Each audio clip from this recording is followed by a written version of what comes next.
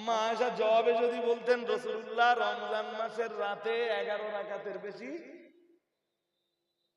পড়তেন না, তাহলে তারাবি হতো 8 রাকাত আর বেতের হতো 3 রাকাত। 8 3 এখনো বোঝেননি। আম্মাজান আয়েশা বললেন রাসূলুল্লাহ রাত্রে বেলায় 11 রাকাতের বেশি পড়তেন না, রমজানে এবং রমজানের বাইরে, তার মানে 12 মাস।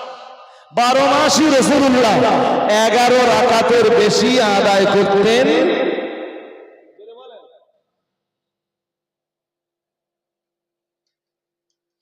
12 মাস যেটা পড়া হয় রাতের ইবাদত হিসাবে, সেইটা তারাবি না তাহাজ্জুদ? জোরে জোরে বলে। আরে ভাই সাহেব, তারাবি কি রমজানের বাইরে আছে? এখন অনেক আগে একটা লোক বলেছিল, লোকটা বেঁচে আছে না, বোধহয় মারা গেছে, আল্লাহ তাকে ক্ষমা করুন। অনেক আগে একটা লোক বলেছিল, বলে আমার তারাবি এশা বেতের সবকিছু বলে আমি জামাতে যাইনি। তাহলে কতক্ষণ লাগে? তা বলে ওই 7-8 মিনিট লাগে, 7-8 মিনিটে সব শেষ হয়ে যায়।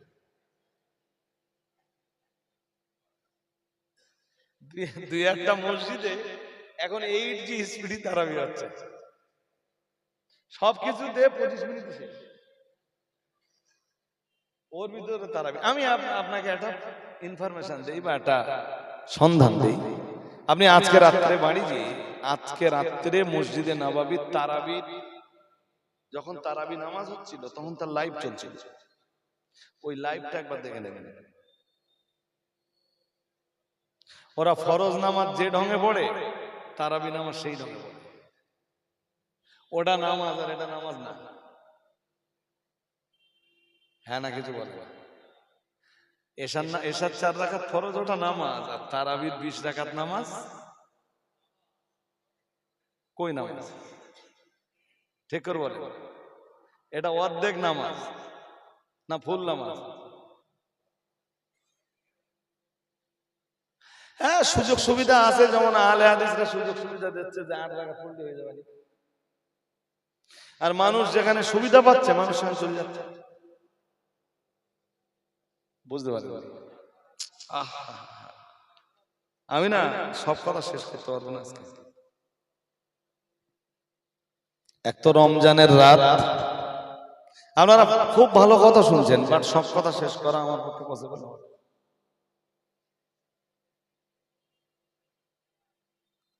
কি বলেছি বলেন দিন?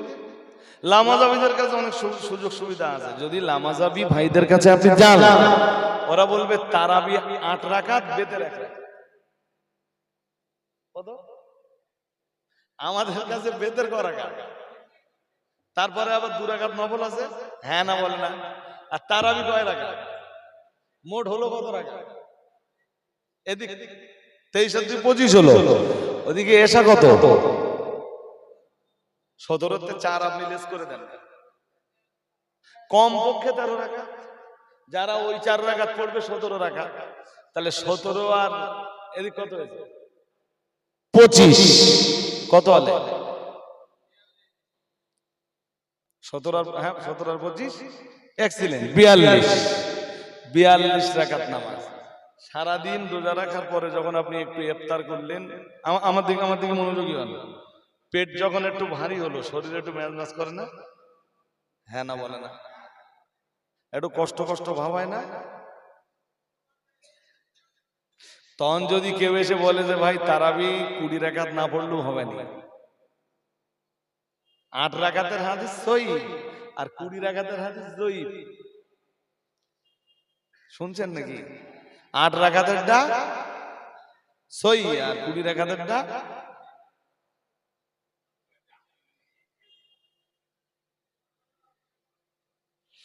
বেতের 3 রাকাতের হাদিস যঈফ আর 1 রাকাতের হাদিস, তাহলে ওদিকে ছিল 25। এন্ড যদি তারাবি হয় 8 আর বেতের যদি হয় 1, তাহলে মোট কয় হলো? জোরে বলে না? তাহলে তোমার কোনো দলিল আছে? তাহলে হ্যাঁ, বুখারী শরীফে একটা হাদিস আছে দলিল। তাহলে কি দলিল আছে তোমার কাছে? তাহলে আমাদের একটা দলিল আছে, বুখারী শরীফের একটা হাদিস আছে, শুনছেন নাকি?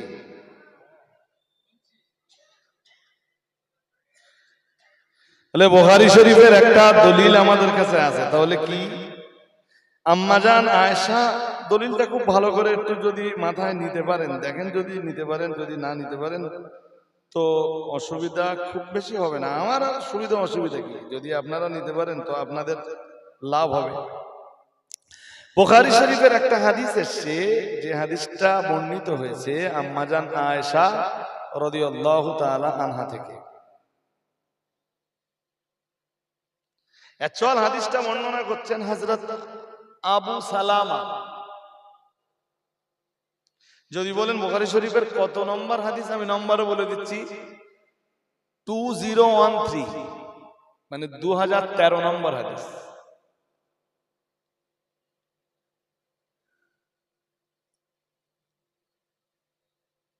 এখানে লেখা আছে হাদিসের মান সহিহ। হাদিসটা বলার পরে তাই বলবানি, এখন বলবো না। হাদিসটা বলে নেই। হযরত আবু সালামা ইবনে আব্দুর রহমান থেকে বর্ণিত। এত বড় নাম মনে থাকবে না, ওই জন্য বলেছি হযরত আবু সালামা রাদিয়াল্লাহু তাআলা আন থেকে বর্ণিত। উনি বলেন আন্নাহু সালা আয়েশা রাদিয়াল্লাহু তাআলা আনহা কাইফা কানাত সালাতু রাসূলিল্লাহি সাল্লাল্লাহু আলাইহি ওয়াসাল্লাম। উনি একদিন আম্মাজানের কাছে এলেন, খুব মন দিয়ে শুনলেন। আম্মাজান বলতে আম্মাজান আয়েশা রাদিয়াল্লাহু তাআলা আনহার কাছে। আম্মাজান আয়েশা নবীর স্ত্রীদের ভিতরে সবচেয়ে পণ্ডিত, হাদিস শাস্ত্রের বিজ্ঞ, ফতোয়া শাস্ত্রের অভিজ্ঞ ব্যক্তি আম্মাজান আয়েশা রাদিয়াল্লাহু তাআলা আনহা। আম্মাজান আয়েশার ব্যাপারে আরো হাদিস এসেছে, একটা হাদিস পড়ে নেই। এই কথাটা আমি কামব্যাক করছি, আর একটা হাদিস পড়ে নেই। আল্লাহ পাকের নবী জানিয়েছেন ফাদলু আয়েশা আলা নিসাই কাফদলি সারিদ আলা সাইরিত তাআম আও কামা ক্বালা আলাইহিস সালাম। প্রিয় নবী মুহাম্মদুর রাসূলুল্লাহ সাল্লাল্লাহু আলাইহি ওয়াসাল্লাম, আল্লাহ পাকের নবী জানিয়ে দিয়েছেন ফাদলু আয়েশা আলা নিসাই কাফদলি সারিদ আলা সাইরিত তাআম। আল্লাহর হাবিব জানিয়েছেন, ও সাহাবীরা, তামাম আরবে যত খাবার আছে সব খাবারের উপরে যেমন সারিদ নামীয় খাবারের মর্যাদা, রাসূলুল্লাহ জানিয়েছেন তামাম নারী জাতির উপরে আমার আয়েশার মর্যাদাও ঠিক তেমন।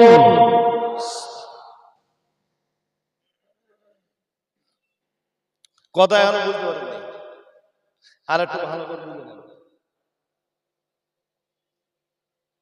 তৎকালীন আরবের সেরা খাবার ছিল সারিদ। শুনছেন নাকি? হ্যাঁ, এখন আর না, এখন আরবে অনেক ভালো ভালো খাবার বেরিয়েছে। এমন খাবার আছে একটা খাবারের দাম 500,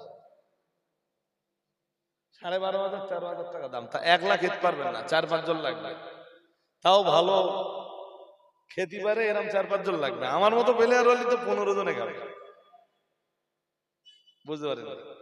আমরা 10-12 জন বসে একটা খাবার শেষ করতে পারি। আমি বুঝলাম যে আমার দেশে যারা ভালো খেতে টেতে পারে ওরা 4-5 জন হলে টেনে দেবে। আরে ভাই সাহেব, একটা দুম্বা আস্ত মাটির তলায় পড়ানো।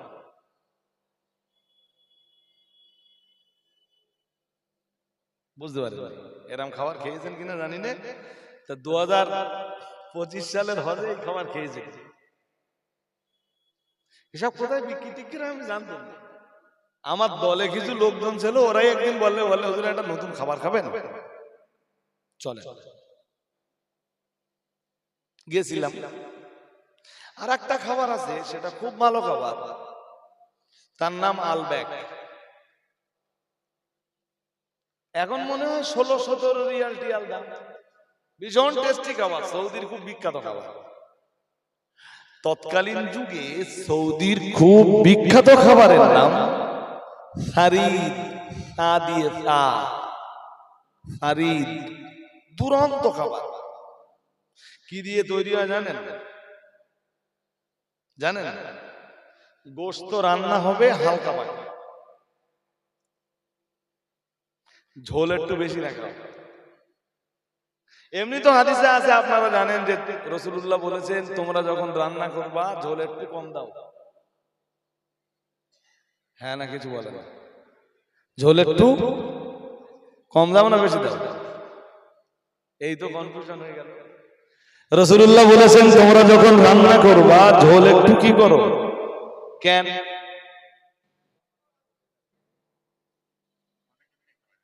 এখন আর সমাজের মানুষের ভিতরে মহব্বত নেই। ছোটবেলায় যেই মহব্বত দেখতাম, বড় আব্বাদের বাড়ি গোশত এনেছে তো প্রতিবেশী 4-5টা বাড়ি আছে, প্রত্যেক বাড়ি এক বাড়ি করে চলে গেল। মা দেখি দুপুরবেলা গোশত দিচ্ছে, যে আব্বু তো গোশত আনেনি, গোশত তারা তো বড় আব্বু গোশত এনেছিল। এটা আগে ছিল না, ছিল না? হ্যাঁ না বলেন, এখন আছে? হ্যাঁ, এখন এমন বৌমা আছে খাবার খেয়ে ফেলবে, শাশুড়ি পর্যন্ত দেখাবে না।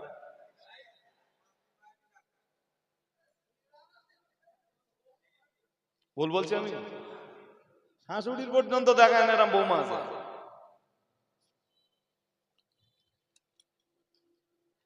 রাসূল তো এমনি বলেছেন যে তরকারিতে ঝোল বেশি দাও।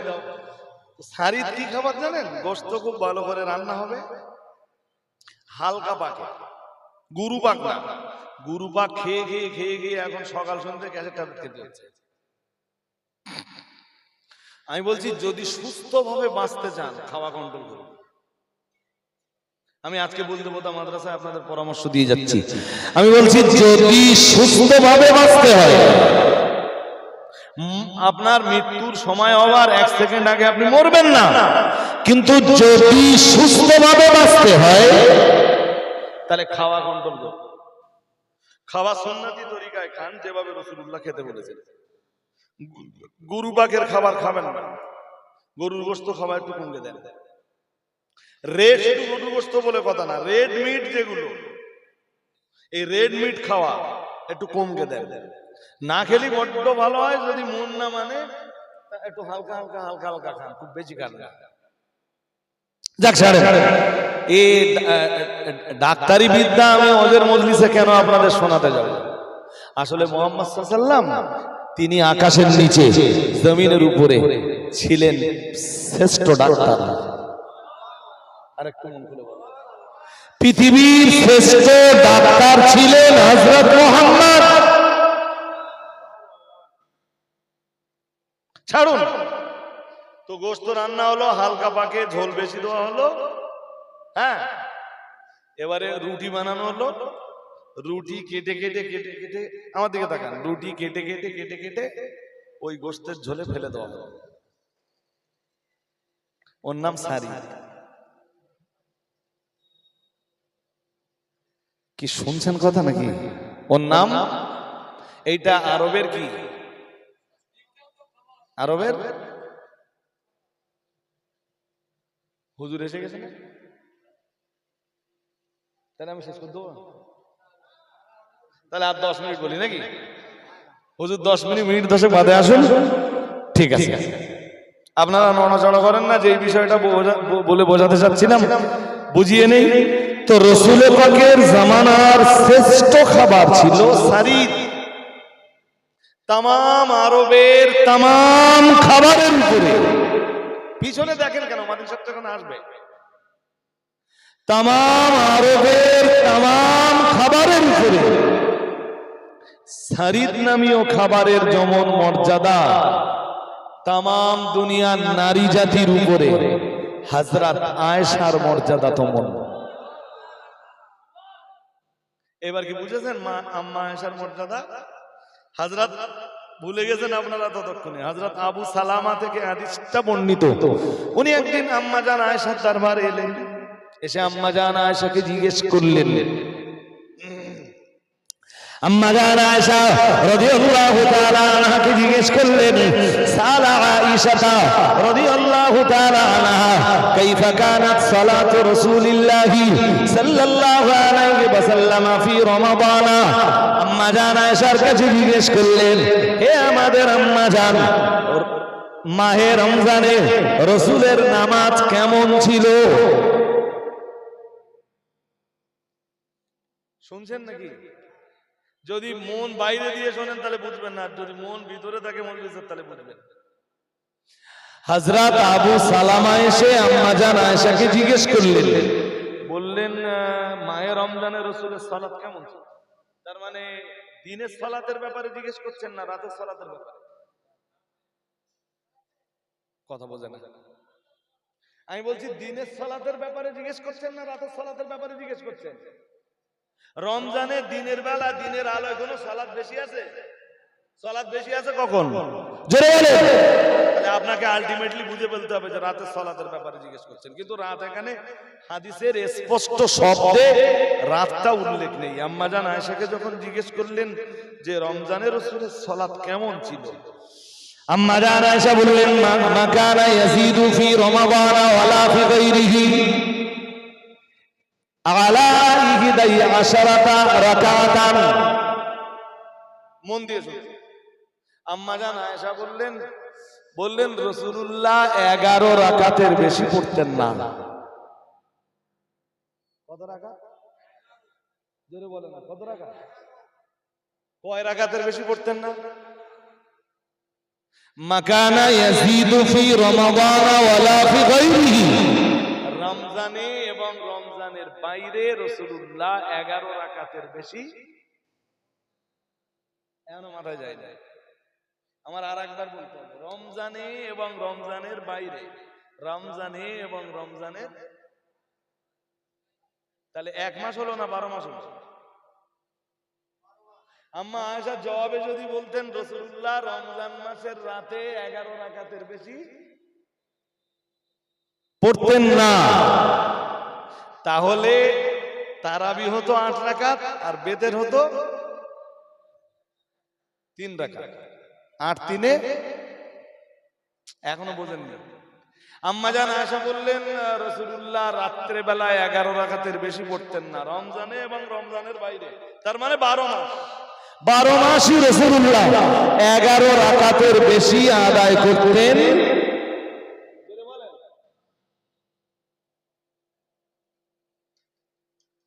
12 মাস যেটা পড়া হয় রাতের ইবাদত হিসাবে, সেইটা তারাবি না তাহাজ্জুদ?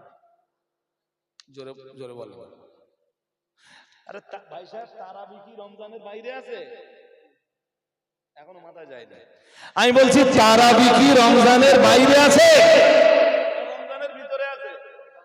তা রাসূলুল্লাহ রমজানে এবং রমজানের বাইরে 11 রাকাতের বেশি পড়তেন না, এর মানে কোনটা দাঁড়ালো? এইটা তারাবি হলো না তাহাজ্জুদ হলো? তাহাজ্জুদ পড়তেন রাসূলুল্লাহ 8 রাকাত আর বিতির পড়তেন। সবচাইতে মজার ব্যাপার যেটা এখানে, এরা যারা আজকের সময় এসে 8 রাকাত তারাবি পড়ার পক্ষে, এরা আবার বলে বেদের 1 রাকাত। বেদের কয় রাকাত? তাহলে ওদিকে তারাবি যদি হয় 8 রাকাত আর বেদের যদি হয় 1 রাকাত, তাহলে টোটাল হলো কয় রাকাত? আর রাসূলুল্লাহ পড়তেন কয় রাকাত? তাহলে এইটা রাসূলের তারাবি নয়, এটা ছিল রাসূলের তাহাজ্জুদ। রাসূলের তাহাজ্জুদ রমজানেও পড়তেন, রমজানের বাইরেও পড়তেন। তার চেয়ে বড় মজার কথা, ইমাম বুখারী এই হাদিসটা যেখানে আনতেছেন, সেটা হলো রাসূলের তাহাজ্জুদ নামাজের অধ্যায়ে এই হাদিসটা। তাহাজ্জুদের যে বয়ান, তাহাজ্জুদের যে বর্ণনা, তাহাজ্জুদ নামাজের যে অধ্যায়, ওই অধ্যায়ে ইমাম বুখারী এই হাদিসটা আনতেছেন। বাট আমাদের দেশের লামাজাবিরা এই হাদিসটাকে কাজে লাগিয়ে বললে রাসূলুল্লাহ 11 রাকাতের বেশি পড়তেন না, 8 রাকাত তাহাজ্জুদ আর 3 রাকাত বেতের। কিন্তু ওরা পড়ার সময় আবার বেতে পড়ে, সুবিধা হয়। আর জনগণ যেখানে সুবিধা পায় জনগণ সেখানে সুবিধা। তারাবি 20 রাকাত সারাদিন রোজা রেখে ইফতার করে শরীর যখন মেজমেজে ভাব হয়, শরীর যখন মেজমেজ করা শুরু করে, তখন 20 রাকাত তারাবি জনগণের জন্য ভালো মনে হয় না 8 রাকাত ভালো মনে হয়? তাড়াতাড়ি মসজিদ ছেড়ে বেরিয়ে আসে, ঠিক না বেটি? হ্যাঁ, এই কারণে বিপুল সংখ্যক মানুষ এখন ঢলে যাচ্ছে লামাজাবি নামাজ কম। তাহলে জোহরের নামাজ 4 রাকাত পড়লে হয়ে যাবে। আমার কথা বোঝেন? জোহরের ফরজ কয় রাকাত? সুন্নাত পড়লেও হবে না পড়লেও হবে। আমার কথা বোঝেননি? তাহলে মাগরিবের নামাজ তাহলে 3 রাকাত পড়বে, সুবিধা হলো না সুবিধা হলো? হ্যাঁ না কিছু বলে না, না আমি বোঝাতে পারছি না বোধহয়। এই জন্য মানুষ ধরে যাচ্ছে। আপনাকে ভাবতে হবে, আমরা যে 20 রাকাত তারাবি পড়ি, শুনছেন নাকি? এই 20 রাকাতের আদেশ করেছিল রাসূলুল্লাহ। 3 থেকে 4 দিন তারাবির জামাত করেছেন। বুখারী শরীফের 1129 নম্বর হাদিসটা পড়ে দেখবেন। 1129 1129 নম্বর হাদিসটা পড়ে দেখবেন। রাসূলুল্লাহ তারাবি জামাতবদ্ধভাবে পড়েছেন 3 থেকে। ও হাদিসটাও বর্ণনা করেছেন আম্মা আয়েশা। আম্মা জান আয়েশা বলছেন, কোন এক রাতে রাসূলুল্লাহ মসজিদে নামাজে দাঁড়ালেন, কিছু লোক এসে রাসূলের পাশে দাঁড়িয়ে। দ্বিতীয় দিন রাসূলের পাশে আরো বেশি লোক এসে দাঁড়িয়ে গেল। তার মানে প্রচার হলো, জনগণ সবাই জেনে গেল যে নামাজটা জামাতের সাথে হচ্ছে। অনেক সাহাবায়ে কেরাম এসে হাজির হলেন। তৃতীয় দিন আল্লাহ পাকের নবী আবার যখন নামাজে দাঁড়ালেন, অথবা চতুর্থ দিন রাসূলুল্লাহ যখন নামাজের আল্লাহ পাকের নবী আল্লাহ পাকের হাবিবের সঙ্গে নামাজ আদায় করার জন্য মসজিদে নববীতে বহু মানুষ এসে হাজির হলেন। তৃতীয় কিংবা চতুর্থ দিনে মসজিদ হয়ে গেল কানায় কানায়, কিন্তু নামাজ যিনি পড়াবেন তিনি নেই। শুনছেন নাকি? হ্যাঁ, প্রথম দিন রাসূলুল্লাহ কয়েকজনকে নিয়ে পড়েছেন, পরের দিন দেখলেন লোক সংখ্যা বেড়ে গেছে, তারপরের দিন লোক সংখ্যা যখন আরো বাড়লো, মসজিদ কানায় কানায়, কিন্তু রাসূলুল্লাহ নেই, ইমাম সাহেব নেই।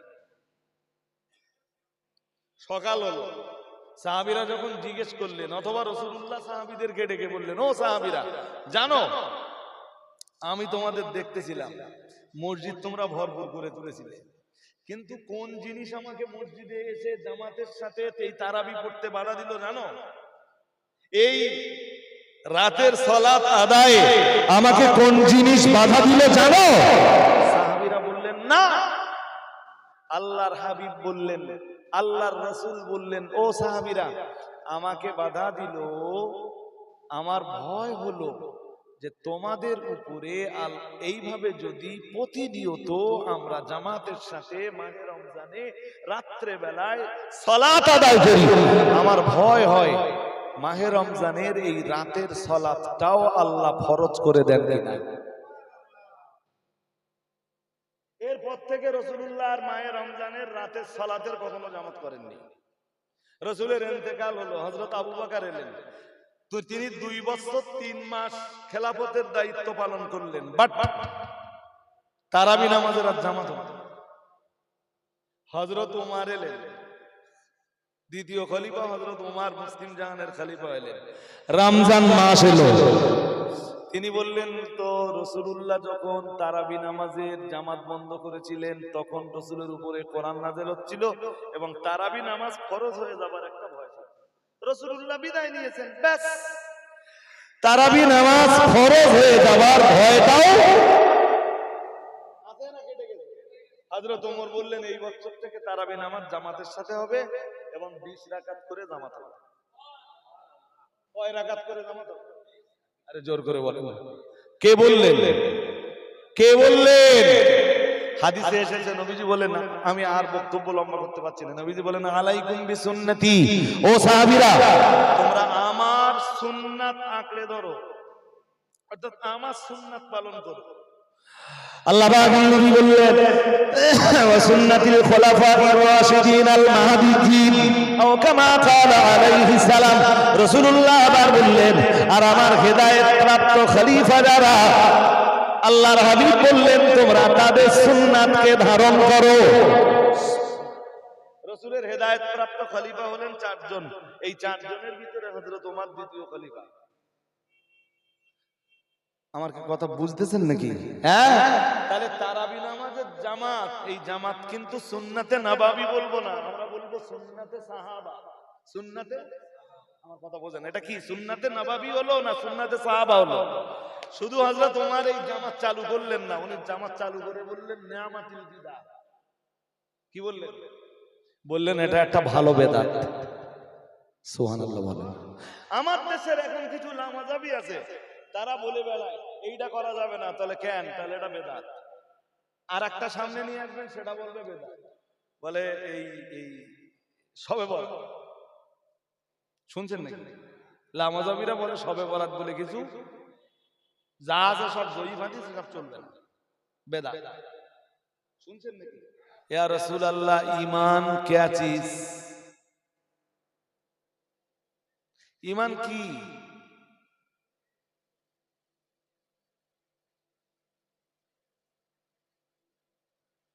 তার বিশ্বাসটা গাঢ় করার জন্য হোক, না জানার কারণে হোক, কিংবা তার বিশ্বাসের বৃদ্ধির কারণে হোক, লোকটা জিজ্ঞেস করলো হুজুর ঈমান কি, আমি কেমনে বুঝবো আমার ভিতরে ঈমান আছে? ঈমান না থাকলে জান্নাত মিলবে না, এটা একদম পরিষ্কার। ঈমান নেই, জান্নাত তার নসিবে জুটবে না। জান্নাত পাওয়ার জন্য ঈমান মাস্ট।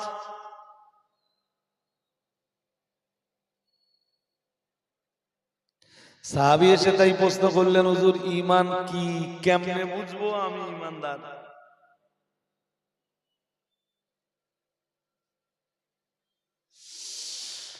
আল্লাহ পাকের নবী বললেন, আল্লাহ পাকের রাসূল বললেন, ওই সাহাবীকে ঈমান বোঝাতে যে, অথবা উপস্থিত সাহাবীদেরকে ঈমান বোঝাতে যে নবী আমার বললেন, ইদা সাররাতকা হাসানাতুকা।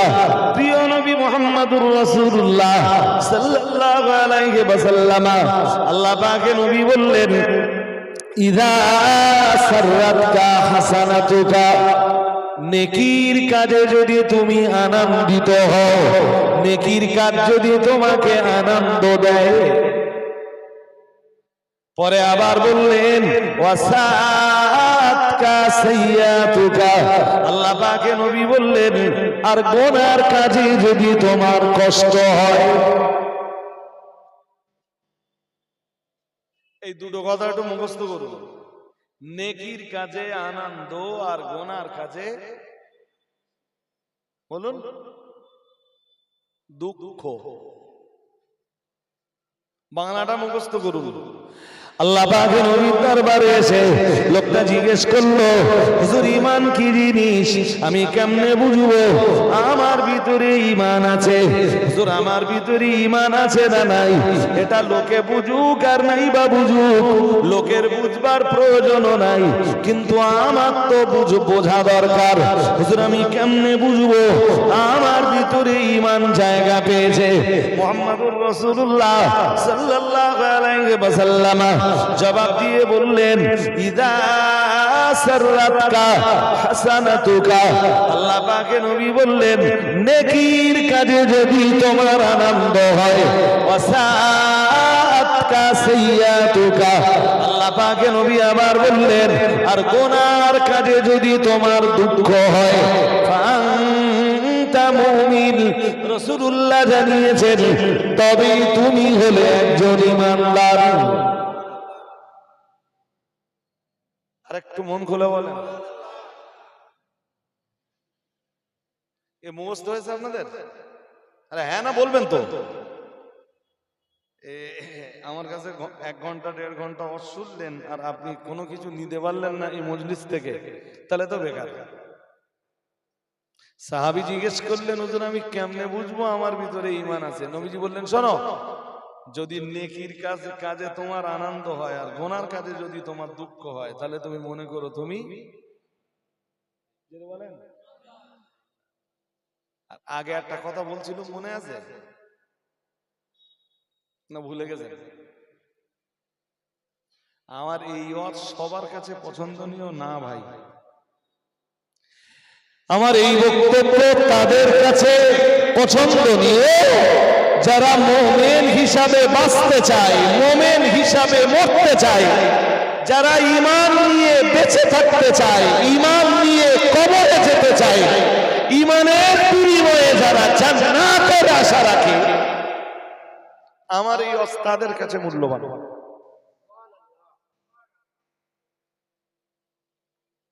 আর যারা দুনিয়াতে বিশ্বাস রাখে যে দুনিয়া সুখটা করে নেই, মরে মরে যাওয়ার পরে যায় হয়।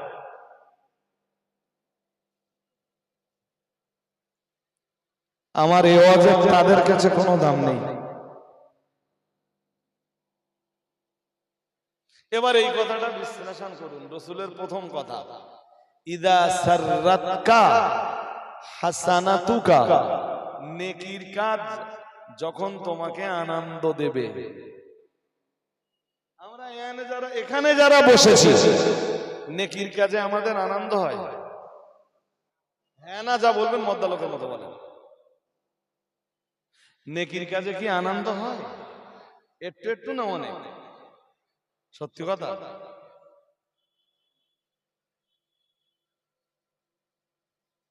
সবার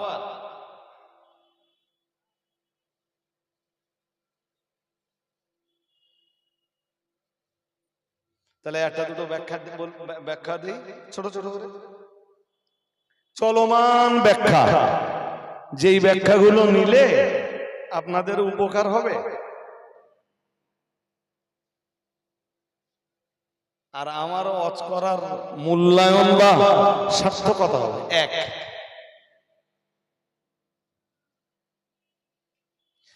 এবাদাতের আমার দিকে মনোযোগী হতে হবে, আরো মনোযোগী হতে হবে। এবাদাতের এক শ্রেষ্ঠ পর্যায়, এবাদাতের এক শ্রেষ্ঠ পর্যায় হলো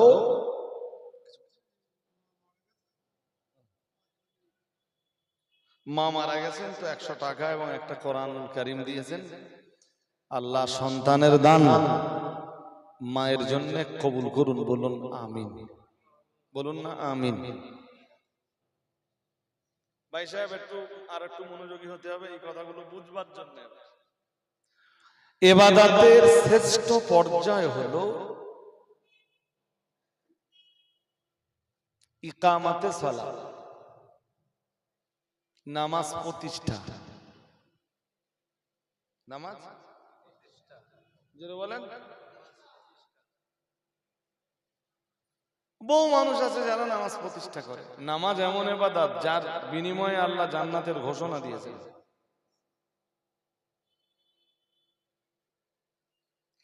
সুবহানাল্লাহ বললেন না তো? আর একটু মন খুলে বলে। হ্যাঁ, তো নামাজি হতে হবে তো কেমন নামাজি? একদম কন্টিনিউ নামাজি। জোহর আছে, আসর আছে, মাগরিব আছে, এশা আছে, ফজর নেই, ও তো কন্টিনিউ নামাজি না। আবার নামাজ আছে বাট আহকাম নেই, আরকান নেই। দ্যাটস মিন নামাজের নিয়ম কানুন কিছু খবর রাখে না। সবাই পড়ে, ও পড়ে, ওর নামাজ নামাজ না।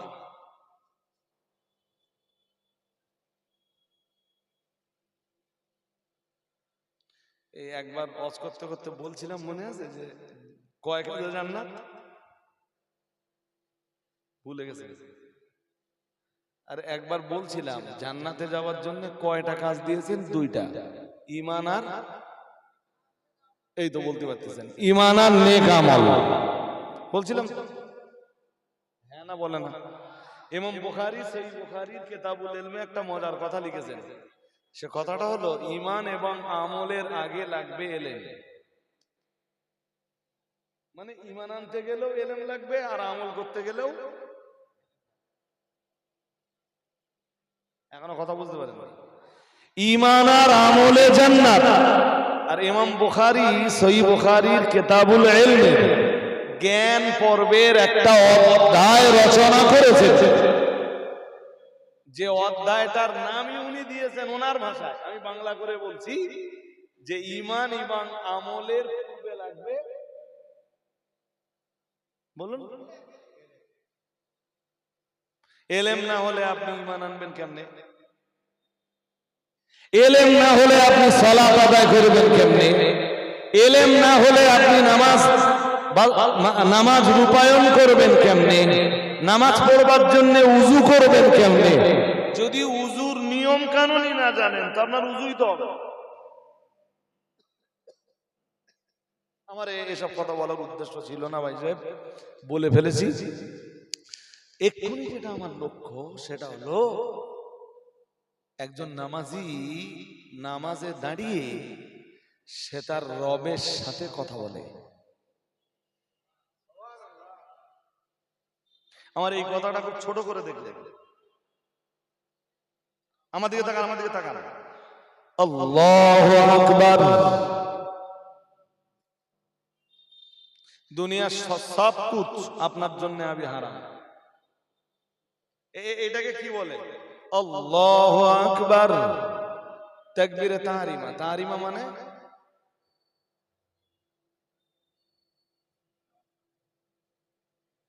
আর কিছু। আরে তাকবীর তো এইটা, আল্লাহু আকবার। আল্লাহু আকবারের আওয়াজটাই তো তাকবীর। তাহরিমা মানে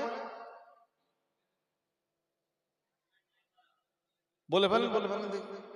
বলতেছেন আবার আটকে আটকে যাচ্ছেন, বলে ফেলেন। তাহরিমা মানে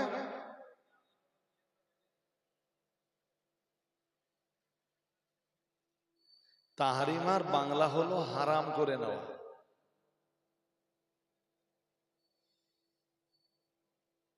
এতক্ষণ নামাজের বাইরে ছিলেন, ব্যবসা বাণিজ্যের হিসাব কষা আপনার জন্য বৈধ ছিল। এতক্ষণ নামাজের বাইরে ছিলেন, বিজনেসের হিসাব নিকাশ আপনার জন্য বৈধ ছিল। এতক্ষণ নামাজের বাইরে ছিলেন, চাষবাসের হিসাব নিকাশ আপনার জন্য বৈধ ছিল। অফিস আদালতের হিসাব নিকাশ আপনার জন্য বৈধ ছিল। দুনিয়াবি পার্থিব বিষয়ক চিন্তা ভাবনা করা আপনার জন্য বৈধ ছিল। এখন এই যে আল্লাহু আকবার তাহরিমা বাদলেন, এর মর্মই হলো দুনিয়া বিষয়ক সমস্ত চিন্তা ভাবনা নিজের উপরে আপনি হারাম করে নিলেন।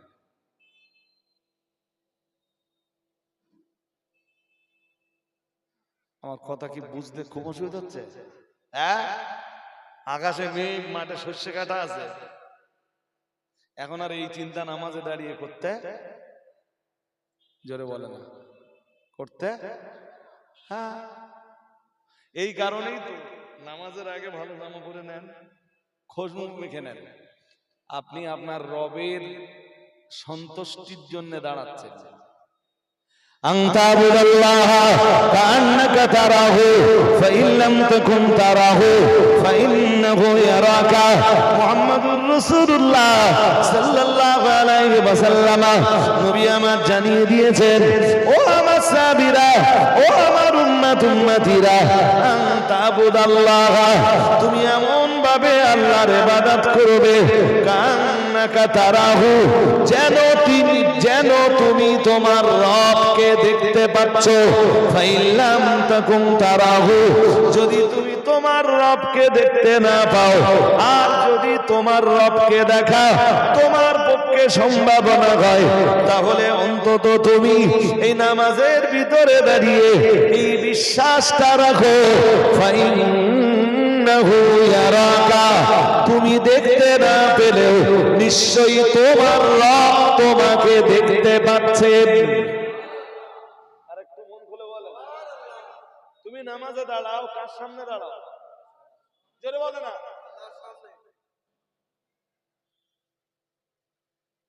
আল্লাহ তোমায় দেখছেন, তুমি আল্লাহকে দেখো না। আল্লাহকে দেখা তোমার পক্ষে সম্ভব নয়। দুনিয়ার চোখ আল্লাহ দেখার যোগ্যতা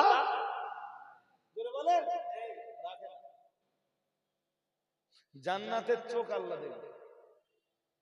সুবহানাল্লাহ বলেন। আরেকটু মন খুলে বলেন, দুনিয়ার চোখ আল্লাহ দেখার যোগ্যতা বলুন, কোন চোখ দেখবে? জান্নাতের চোখ। কোন চোখ? জান্নাতের চোখ মিন্স আমরা যখন জান্নাতে যাব তখন এই চোখ দিয়ে আল্লাহকে দেখা যাবে। দুনিয়ায় না, জান্নাতে। জোরে বলতে হবে। দুনিয়ায় যদি কেউ আল্লাহ দেখার দাবি করে, তাহলে আল্লাহর মিসাল তৈরি হবে। আমার কথা বুঝতে পারেন ভাই সাহেব? এসব কথা বুঝবার জন্য আপনি মনে করতে পারেন যে আপনি একটা ক্লাসে বসেছেন, আপনি একটা ক্লাস করছেন। কেউ যদি দাবি করে যে সে রজবালির দেখেছে, তার রজবালির একটা সুরাত আছে তো? হ্যাঁ না বলেন? আমার একটা আকৃতি আছে তো? আছে না নেই? আকৃতি যদি না থাকবে তাহলে সে দেখলো। আর কেউ যদি আল্লাহ দেখার দাবিদার হয় তখন প্রশ্ন উঠবে নিশ্চয়ই আল্লাহর, বলুন বলুন, আকৃতি। এই প্রশ্নটা তো উঠে যাওয়া স্বাভাবিক, কিন্তু সূরা ইখলাসের শেষ আয়াত পড়ে দেখবেন, ওয়ালাম ইয়াকুল লাহু কুফুয়ান আহাদ, তিনি কারোর মতো নন, অথবা কে তার সমতুল্য নয়। এই জন্য কোরআনের ডাক্তার ভাবনা কি ডাক্তার,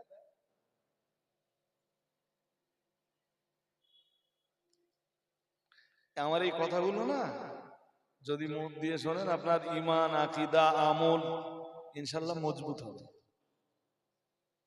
আর শুধু ওয়াজ করছি না, আমার মনে যেন হচ্ছে যে আমি একটা ক্লাস করাচ্ছি। আল্লাহর কোনো মেথাল নেই, আল্লাহর কোনো উদাহরণ নেই, আল্লাহর কোনো দৃষ্টান্ত নেই, আল্লাহর কোনো উপমা নেই, আল্লাহর কোনো এক্সাম্পল নেই। আল্লাহ কারোর মতো নন। হুয়া সাজ্জুল্লাহ কাল আশিয়া, তিনি যেমন তেমন আর কেউ নেই। আর একটু মন খুলে বলে, অথবা কেউ আমার রবের মতো নয়। আর একটু মন খুলে বলেন, দুনিয়ার চোখ দিয়ে কেমনে তুমি আল্লাহকে দেখবা? তাই নবী বলতেছেন, যদি তুমি আল্লাহকে না দেখতে পাও, পাবে তো না, তাহলে বিশ্বাস রাখো। কখন? নামাজে দাঁড়িয়ে। ফাইন্নাহু ইয়ারাকা, তুমি আল্লাহকে না দেখতে পেলেও নিশ্চয়ই আমার আল্লাহ তোমাকে দেখতে পাচ্ছেন। আর একটু মন খুলে বলেন, আমি নামাজে আমাকে কে দেখছেন? শুধু মসজিদে দেখেন? সবচেয়ে ভালো নামাজ কি? জামাতের সাথে পড়লে হয় না একা একই পড়লে হয়? কেন? সব বেশি হোক। কেন? জামাতের দলিল কি আছে যে জামাতে পড়তেই হবে? আমি বলবো? আরে হ্যাঁ না বলেন, বলবো, শুনবেন? হ্যাঁ, ওর দলিল সূরা ফাতিহায় আছে। সূরা ফাতিহা বুঝে পড়বেন, দেখবেন। পড়েন পড়েন সূরা ফাতিহা একজন পড়েন, আলহামদুলিল্লাহি রাব্বিল আলামিন। তারপর তারপর তারপর ওই জায়গাটা ভালো করে পড়েন এবার। ইয়াকা, ইয়াকা এর মানে কি জানেন? এর মানে হলো কেবল মাত্র আপনারই। ইয়াকা কেবল মাত্র আপনারই, না আবুদু, আমরা ইবাদত করি। আমি ইবাদত করি না, আমরা ইবাদত করি। আপনি যখন ঘরে নামাজ পড়তেছেন, আমি না আমরা? জোরে বলে বলে। আপনি যখন বাড়িতে নামাজ পড়তেছেন তখন আমি না আমরা? তা নামাজে কি বলতেছেন? ইয়াকা নাবুদু, আমি আমি আমি কেবলমাত্র আপনার, কেবলমাত্র আপনাকেই ইবাদত করি। আমি না আমরা? তো আমরা হতে গেলে তোমার জামাত আসতে আসতে। আমার কথা বুঝতে পারেননি? আমরা হতে গেলে একা না জামাত।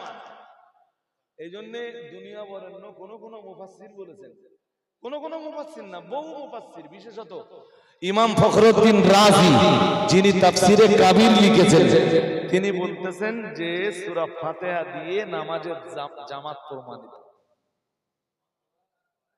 দলিল কোন আয়াত দলিল বলেন? ইয়াকা না'বুদু ওয়া ইয়াকা নাস্তাঈন।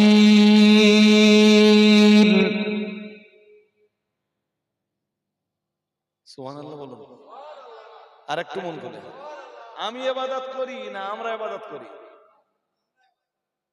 আমরা কেন দিলেন? এই কারণে দিলেন যে বান্দা, তোর নামাজ একা একই পড়বার জিনিস নয়। হ্যাঁ, ফরজ নামাজটা তুমি জামাতের সাথে পড়বা, সুন্নাত গুলা বাড়ি গিয়ে পড়তে হবে।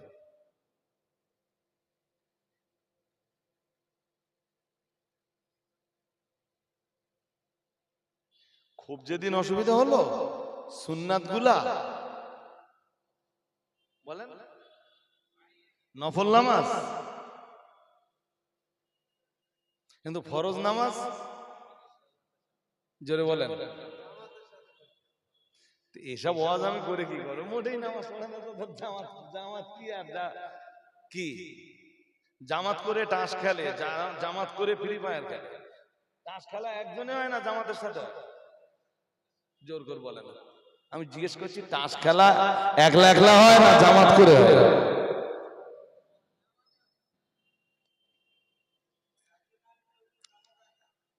যখন মদের আসর বসে তখন জামাত হয়। ভুল বলছি নাকি? ফুটবল খেলা একলা হয় না জামাত করে হয়? 11 সাইড মাঠ হলে এদিকে 11 ওদিকে 11, তা একা একা হচ্ছে না জামাতের সাথে হচ্ছে? শালা দুনিয়ায় যা করে সব জামাতের সাথে, আর নামাজটা পড়ে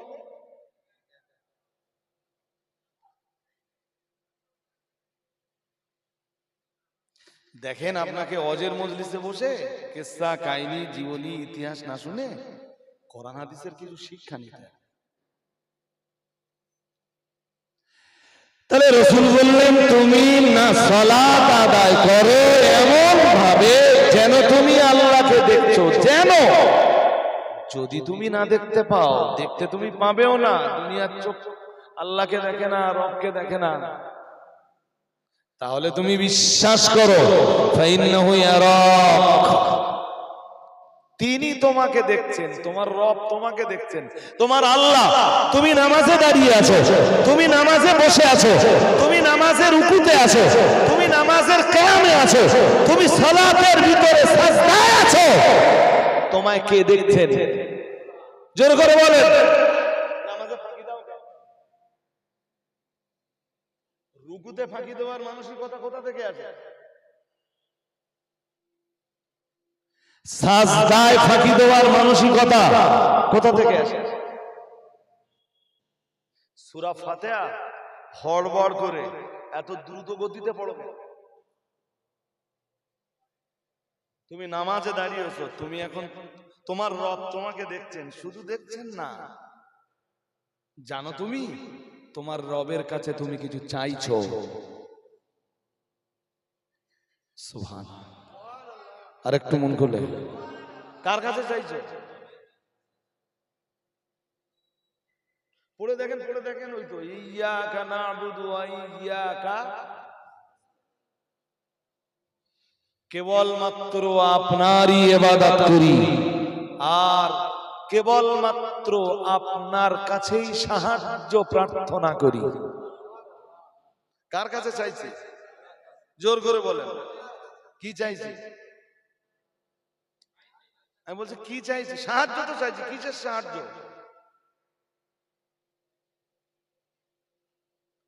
আল্লাহ দেখার জন্য আপনি চোখ দুটো দান করেছেন, আল্লাহ কাজ করার জন্য হাত দুটো আপনি দিয়েছেন, আল্লাহ চলবার জন্য পা দুটো দিয়েছেন, আল্লাহ পাক রব্বুল আলামিন আপনি আমার ঘ্রাণ নেওয়ার জন্য নাক দিয়েছেন, স্বাদ নেওয়ার জন্য কিংবা কথা বলার জন্য আপনি আমার জিহ্বা দিয়েছেন, আল্লাহ আপনি শুনবার জন্য কান দুটো দিয়েছেন, আল্লাহ চিন্তা ভাবনা করবার জন্য আপনি আমায় ব্রেন দিয়েছেন। আল্লাহ না চাইতে এই দুনিয়ায় তো আপনি অনেক কিছুই দিয়েছেন, আপনার জমিনের উপরে বসা বসার জায়গা আপনি করে দিয়েছেন। ও রব্বুল আলামিন আল্লাহ, দুনিয়াবি জীবনে চাইবার মতো আর কিছুই নাই আল্লাহ। আল্লাহ তাই আপনার শাহী দরবারে করুন মিনতি, ওয়া ইয়াকা নাস্তাইন, আল্লাহ ইবাদত যেমন কেবলমাত্র আপনার জন্য করি, ওয়া ইয়াকা নাস্তাইন, সাহায্যটাও শুধু আপনার কাছেই চাই। আমার আল্লাহ যেন বলেন, বান্দা তুই যখন সূরা ফাতিহা পড়া শুরু করলি বান্দা, তখন থেকে তুই আমার গুণগান করতে শুরু করলি, এতক্ষণ ধরে আমার গুণগান গাইলি, এবারে তুই বলতেছিস বান্দা আমার কাছে তুই সাহায্য চাস। বললা বান্দা কিসের সাহায্য লাগবে তোর? বান্দা তখন বলতে থাকে আল্লাহ দুনিয়ার কোনো সাহায্য লাগবে না আল্লাহ, পার্থিব কোনো সাহায্য লাগবে না আল্লাহ। ইহদিনাস সিরাতাল মুস্তাকিম।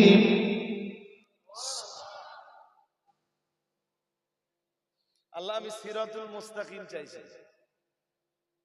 সুবহানাল্লাহ বললেন না তো? কি চাইছি? ওই আয়াতটা আবার বলেন, ইহদিনাস সিরাতাল। আসলে শব্দটা ছিল, অংশটা ছিল এইরকম, সিরাতুল মুস্তাকিম। আরবি ব্যাকরণের কায়দায় পড়ে ওটা হয়ে গেছে সিরাতাল, ছিল সিরাতুল মুস্তাকিম, হয়ে গেছে সিরাতাল মুস্তাকিম। কথা কি বুঝতেছেন? কি চাইছি আল্লাহর কাছে? সিরাতুল মানে মানে সিরাত মানে রাস্তা, মুস্তাকিম মানে সোজা।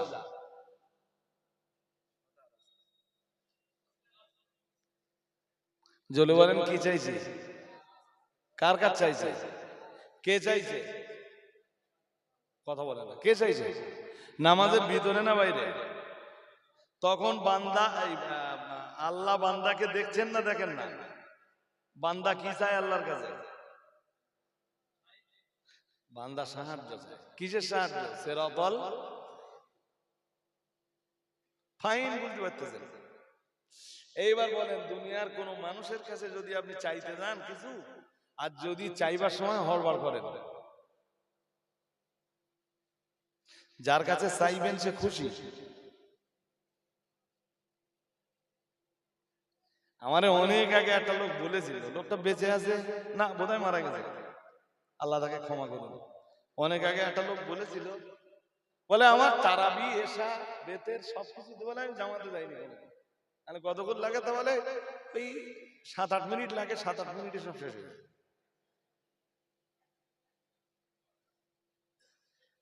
দুই একটা মসজিদে এখন 8G স্পিডে তারাবি হচ্ছে, সবকিছু দিয়ে 25 মিনিট শেষ। ওর ভিতরে তারাবি। আমি আপনাকে একটা ইনফরমেশন দেই বা একটা সন্ধান দেই। আপনি আজকে রাত্রে বাড়ি গিয়ে, আজকে রাত্রে মসজিদে নববী তারাবি, যখন তারাবি নামাজ হচ্ছিল তখন তার লাইভ চলছিল, ওই লাইভটা একবার দেখে নেবেন। ওরা ফরজ নামাজ যে ঢঙে পড়ে, তারাবি নামাজ সেই ঢঙে পড়ে। ওটা নামাজ আর এটা নামাজ না। হ্যাঁ না কিছু বলে? এশার 4 রাকাত ফরজ, ওটা নামাজ, আর তারাবির 20 রাকাত নামাজ কই নামাজ? ঠিক করে বলে, এটা অর্ধেক নামাজ না ফুল নামাজ? হ্যাঁ, সুযোগ সুবিধা আছে, যেমন আহলে হাদিসরা সুযোগ সুবিধা দিচ্ছে যে 8 রাকাত পড়লে হয়ে যাবে, আর মানুষ যেখানে সুবিধা পাচ্ছে মানুষ সেখানে চলে যাচ্ছে। বুঝতে পারছি। আমি না সব কথা শেষ করতে পারবো না আজকে। এক তো রমজানের রাত, আপনারা খুব ভালো কথা শুনছেন, বাট সব কথা শেষ করা আমার পক্ষে পসিবল না।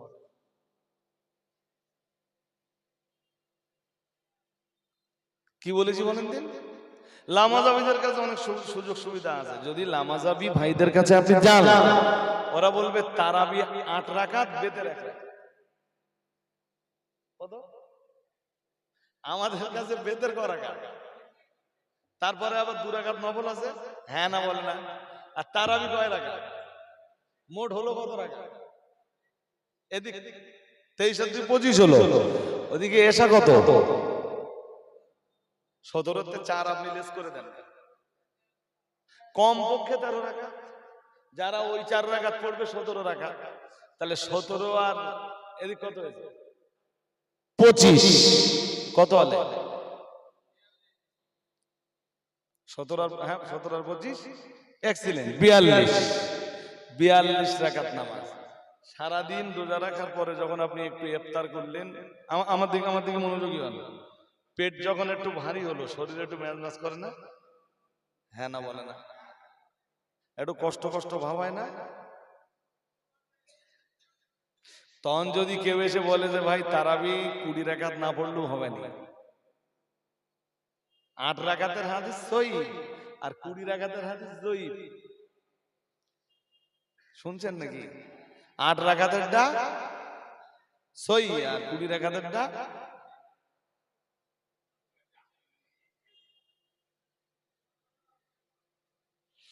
বেতেরের 3 রাকাতের হাদিস যঈফ আর 1 রাকাতের হাদিস, তাহলে ওদিকে ছিল 25, এন্ড যদি তারাবি হয় 8 আর বেতের যদি হয় 1, তাহলে মোট কয় হলো? জোরে বলে না। তাহলে তোমার কোনো দলিল টলিল আছে? তাহলে হ্যাঁ, বুখারী শরীফে একটা হাদিস আছে দলিল। তাহলে কি দলিল আছে তোমার কাছে? তাহলে আমাদের একটা দলিল আছে, বুখারী শরীফের একটা হাদিস আছে, শুনছেন নাকি?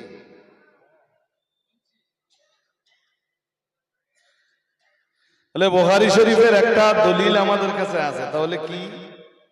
আম্মাজান আয়েশা, দলিলটা খুব ভালো করে একটু যদি মাথায় নিতে পারেন, দেখেন যদি নিতে পারেন, যদি না নিতে পারেন তো অসুবিধা খুব বেশি হবে না। আমার আর সুবিধা অসুবিধা কি, যদি আপনারা নিতে পারেন তো আপনাদের লাভ হবে। বুখারী শরীফের একটা হাদিস এসেছে, যে হাদিসটা বর্ণিত হয়েছে আম্মাজান আয়েশা রাদিয়াল্লাহু তাআলা আনহা থেকে। অ্যাকচুয়াল হাদিসটা বর্ণনা করছেন হযরত আবু সালামা।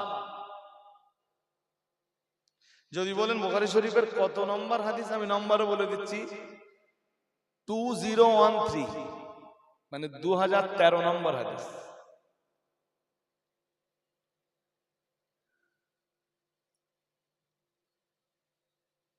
এখানে লেখা আছে হাদিসের মান সহিহ। হাদিসটা বলার পরে তাই বলবো না, এখন বলবো না। হাদিসটা বলে নেই। হযরত আবু সালামা ইবনে আব্দুর রহমান থেকে বর্ণিত। এত বড় নাম মনে থাকবে না, ওই জন্য বলেছি হযরত আবু সালামা রাদিয়াল্লাহু তাআলা আন থেকে বর্ণিত।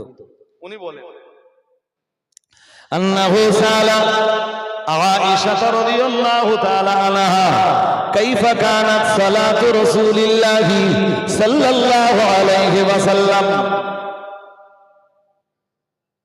উনি একদিন আম্মাজানের কাছে এলেন, খুব মন দিয়ে শুনলেন। আম্মাজান বলতে আম্মাজান আয়েশা রাদিয়াল্লাহু তাআলা আনহার কাছে।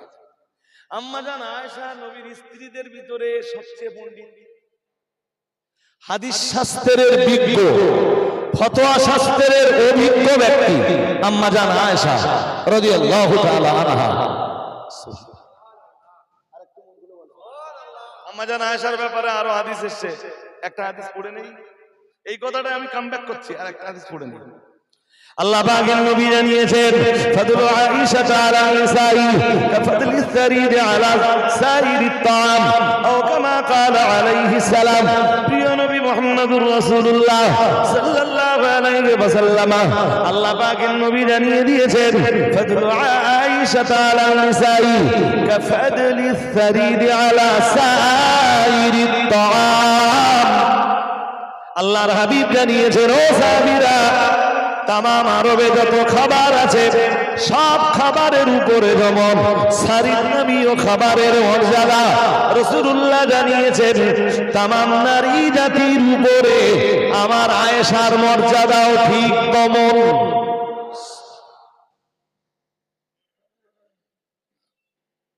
কথা আর বুঝতে পারেন, আর একটু ভালো করে বুঝুন। তৎকালীন আরবের সেরা খাবার ছিল সারিদ। শুনছেন নাকি? হ্যাঁ, এখন আর না, এখন আরবে অনেক ভালো ভালো খাবার বেরিয়েছে। এমন খাবার আছে একটা খাবারের দাম 500, 12,500 13,000 টাকা দাম। তা 1 লাখ খেতে পারবেন না, 4-5 জন লাগবে। তাও ভালো খেতে পারে এরকম 4-5 জন লাগবে। আমার মতো প্লেয়ার হলে তো 15 জনে খাবে। বুঝতে পারেন? আমরা 10-12 জন বসে একটা খাবার শেষ করতে পারি। আমি বুঝলাম যে আমার দেশে যারা ভালো খেতে টেতে পারে ওরা 4-5 জন হলে টেনে দেবে। আরে ভাই সাহেব, একটা দুম্বা আস্ত মাটির তলায় পড়ানো,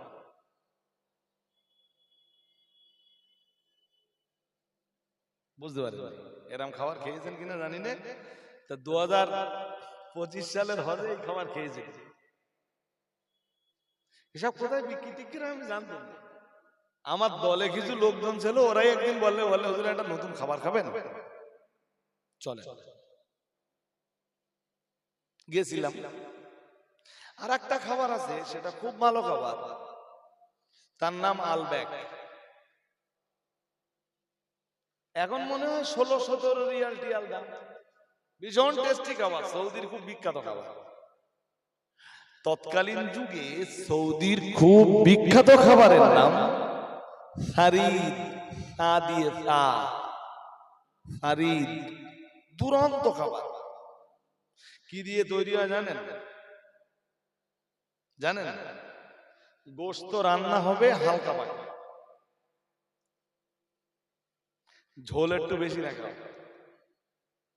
এমনি তো হাদিসে আছে, আপনারা জানেন যে রাসূলুল্লাহ বলেছেন তোমরা যখন রান্না করবা ঝোল একটু কম দাও। হ্যাঁ না কিছু বলে না?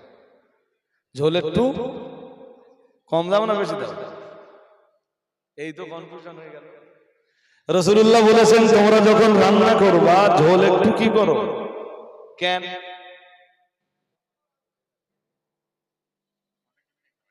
এখন আর সমাজের মানুষের ভিতরে মহব্বত নেই। ছোটবেলায় যে মহব্বত দেখতাম, বড় আব্বাদের বাড়ি গোশত এনেছে, তো প্রতিবেশী 4-5টা বাড়ি আছে, প্রত্যেক বাড়ি এক বাড়ি করে চলে গেল। মা দেখি দুপুরবেলা গোশত দিচ্ছে, আব্বু তো গোশত আনেনি, তা গোশত তারা তো বড় আব্বু গোশত এনেছে। এটা আগে ছিল না? ছিল না? হ্যাঁ না বলেন? এখন আছে? হ্যাঁ, এখন এমন বৌমা আছে খাবার খেয়ে ফেলবে, শাশুড়ি পর্যন্ত দেখাবে না।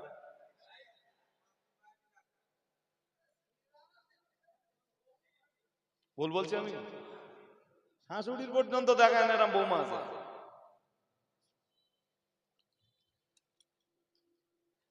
রাসূল তো এমনি বলেছেন যে তরকারিতে ঝোল বেশি দাও।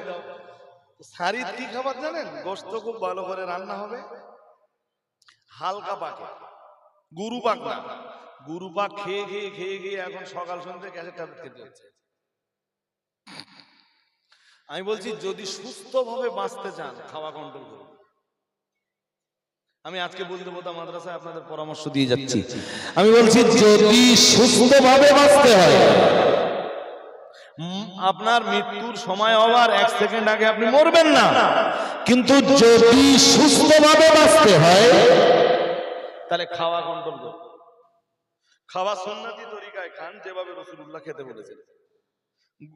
গরু পাকের খাবার খাবেন না, গরুর গোশত খাওয়া একটু কমিয়ে দেন।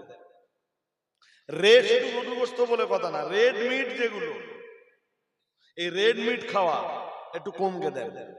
না খেলে বড্ড ভালো হয়, যদি মন না মানে একটু হালকা খান, খুব বেশি খান না। যাক ছাড়েন, এই ডাক্তারি বিদ্যা আমি ওদের মজলিসে কেন আপনাদের শোনাতে যাব? আসলে মুহাম্মদ সাল্লাল্লাহু আলাইহি ওয়াসাল্লাম তিনি আকাশের নিচে জমিনের উপরে ছিলেন শ্রেষ্ঠ ডাক্তার। আরেকটু মন খুলে বলো, পৃথিবীর শ্রেষ্ঠ ডাক্তার ছিলেন হযরত মুহাম্মদ। ছাড়ুন তো, গোশত রান্না হলো হালকা পাকে, ঝোল বেশি দেওয়া হলো। হ্যাঁ, এবারে রুটি বানানো হলো। রুটি কেটে আমার দিকে তাকান, রুটি কেটে ওই গোশতের ঝোলে ফেলে দেওয়া হলো। ওর নাম সারি। কি শুনছেন কথা নাকি? ওর নাম, এইটা আরবের কি, আরবের হুজুর এসে গেছে না? তাহলে আমি শেষ করে দেবো, তাহলে আর 10 মিনিট বলি নাকি? হুজুর 10 মিনিট 10 বাদে আসুন, ঠিক আছে? আপনারা নড়াচড়া করেন না, যে এই বিষয়টা বলে বোঝাতে চাচ্ছিলাম বুঝিয়ে নেই তো। রাসূল পাকের জামানার শ্রেষ্ঠ খাবার ছিল সারিদ। তামাম আরবের তামাম খাবারের উপরে, পিছনে দেখেন কেন, মাদ্রাসা যখন আসবে, তামাম আরবের তামাম খাবারের উপরে সারিদ নামীয় খাবারের যেমন মর্যাদা তামাম দুনিয়ার নারী জাতির উপরে হযরত আয়েশার মর্যাদা তেমন।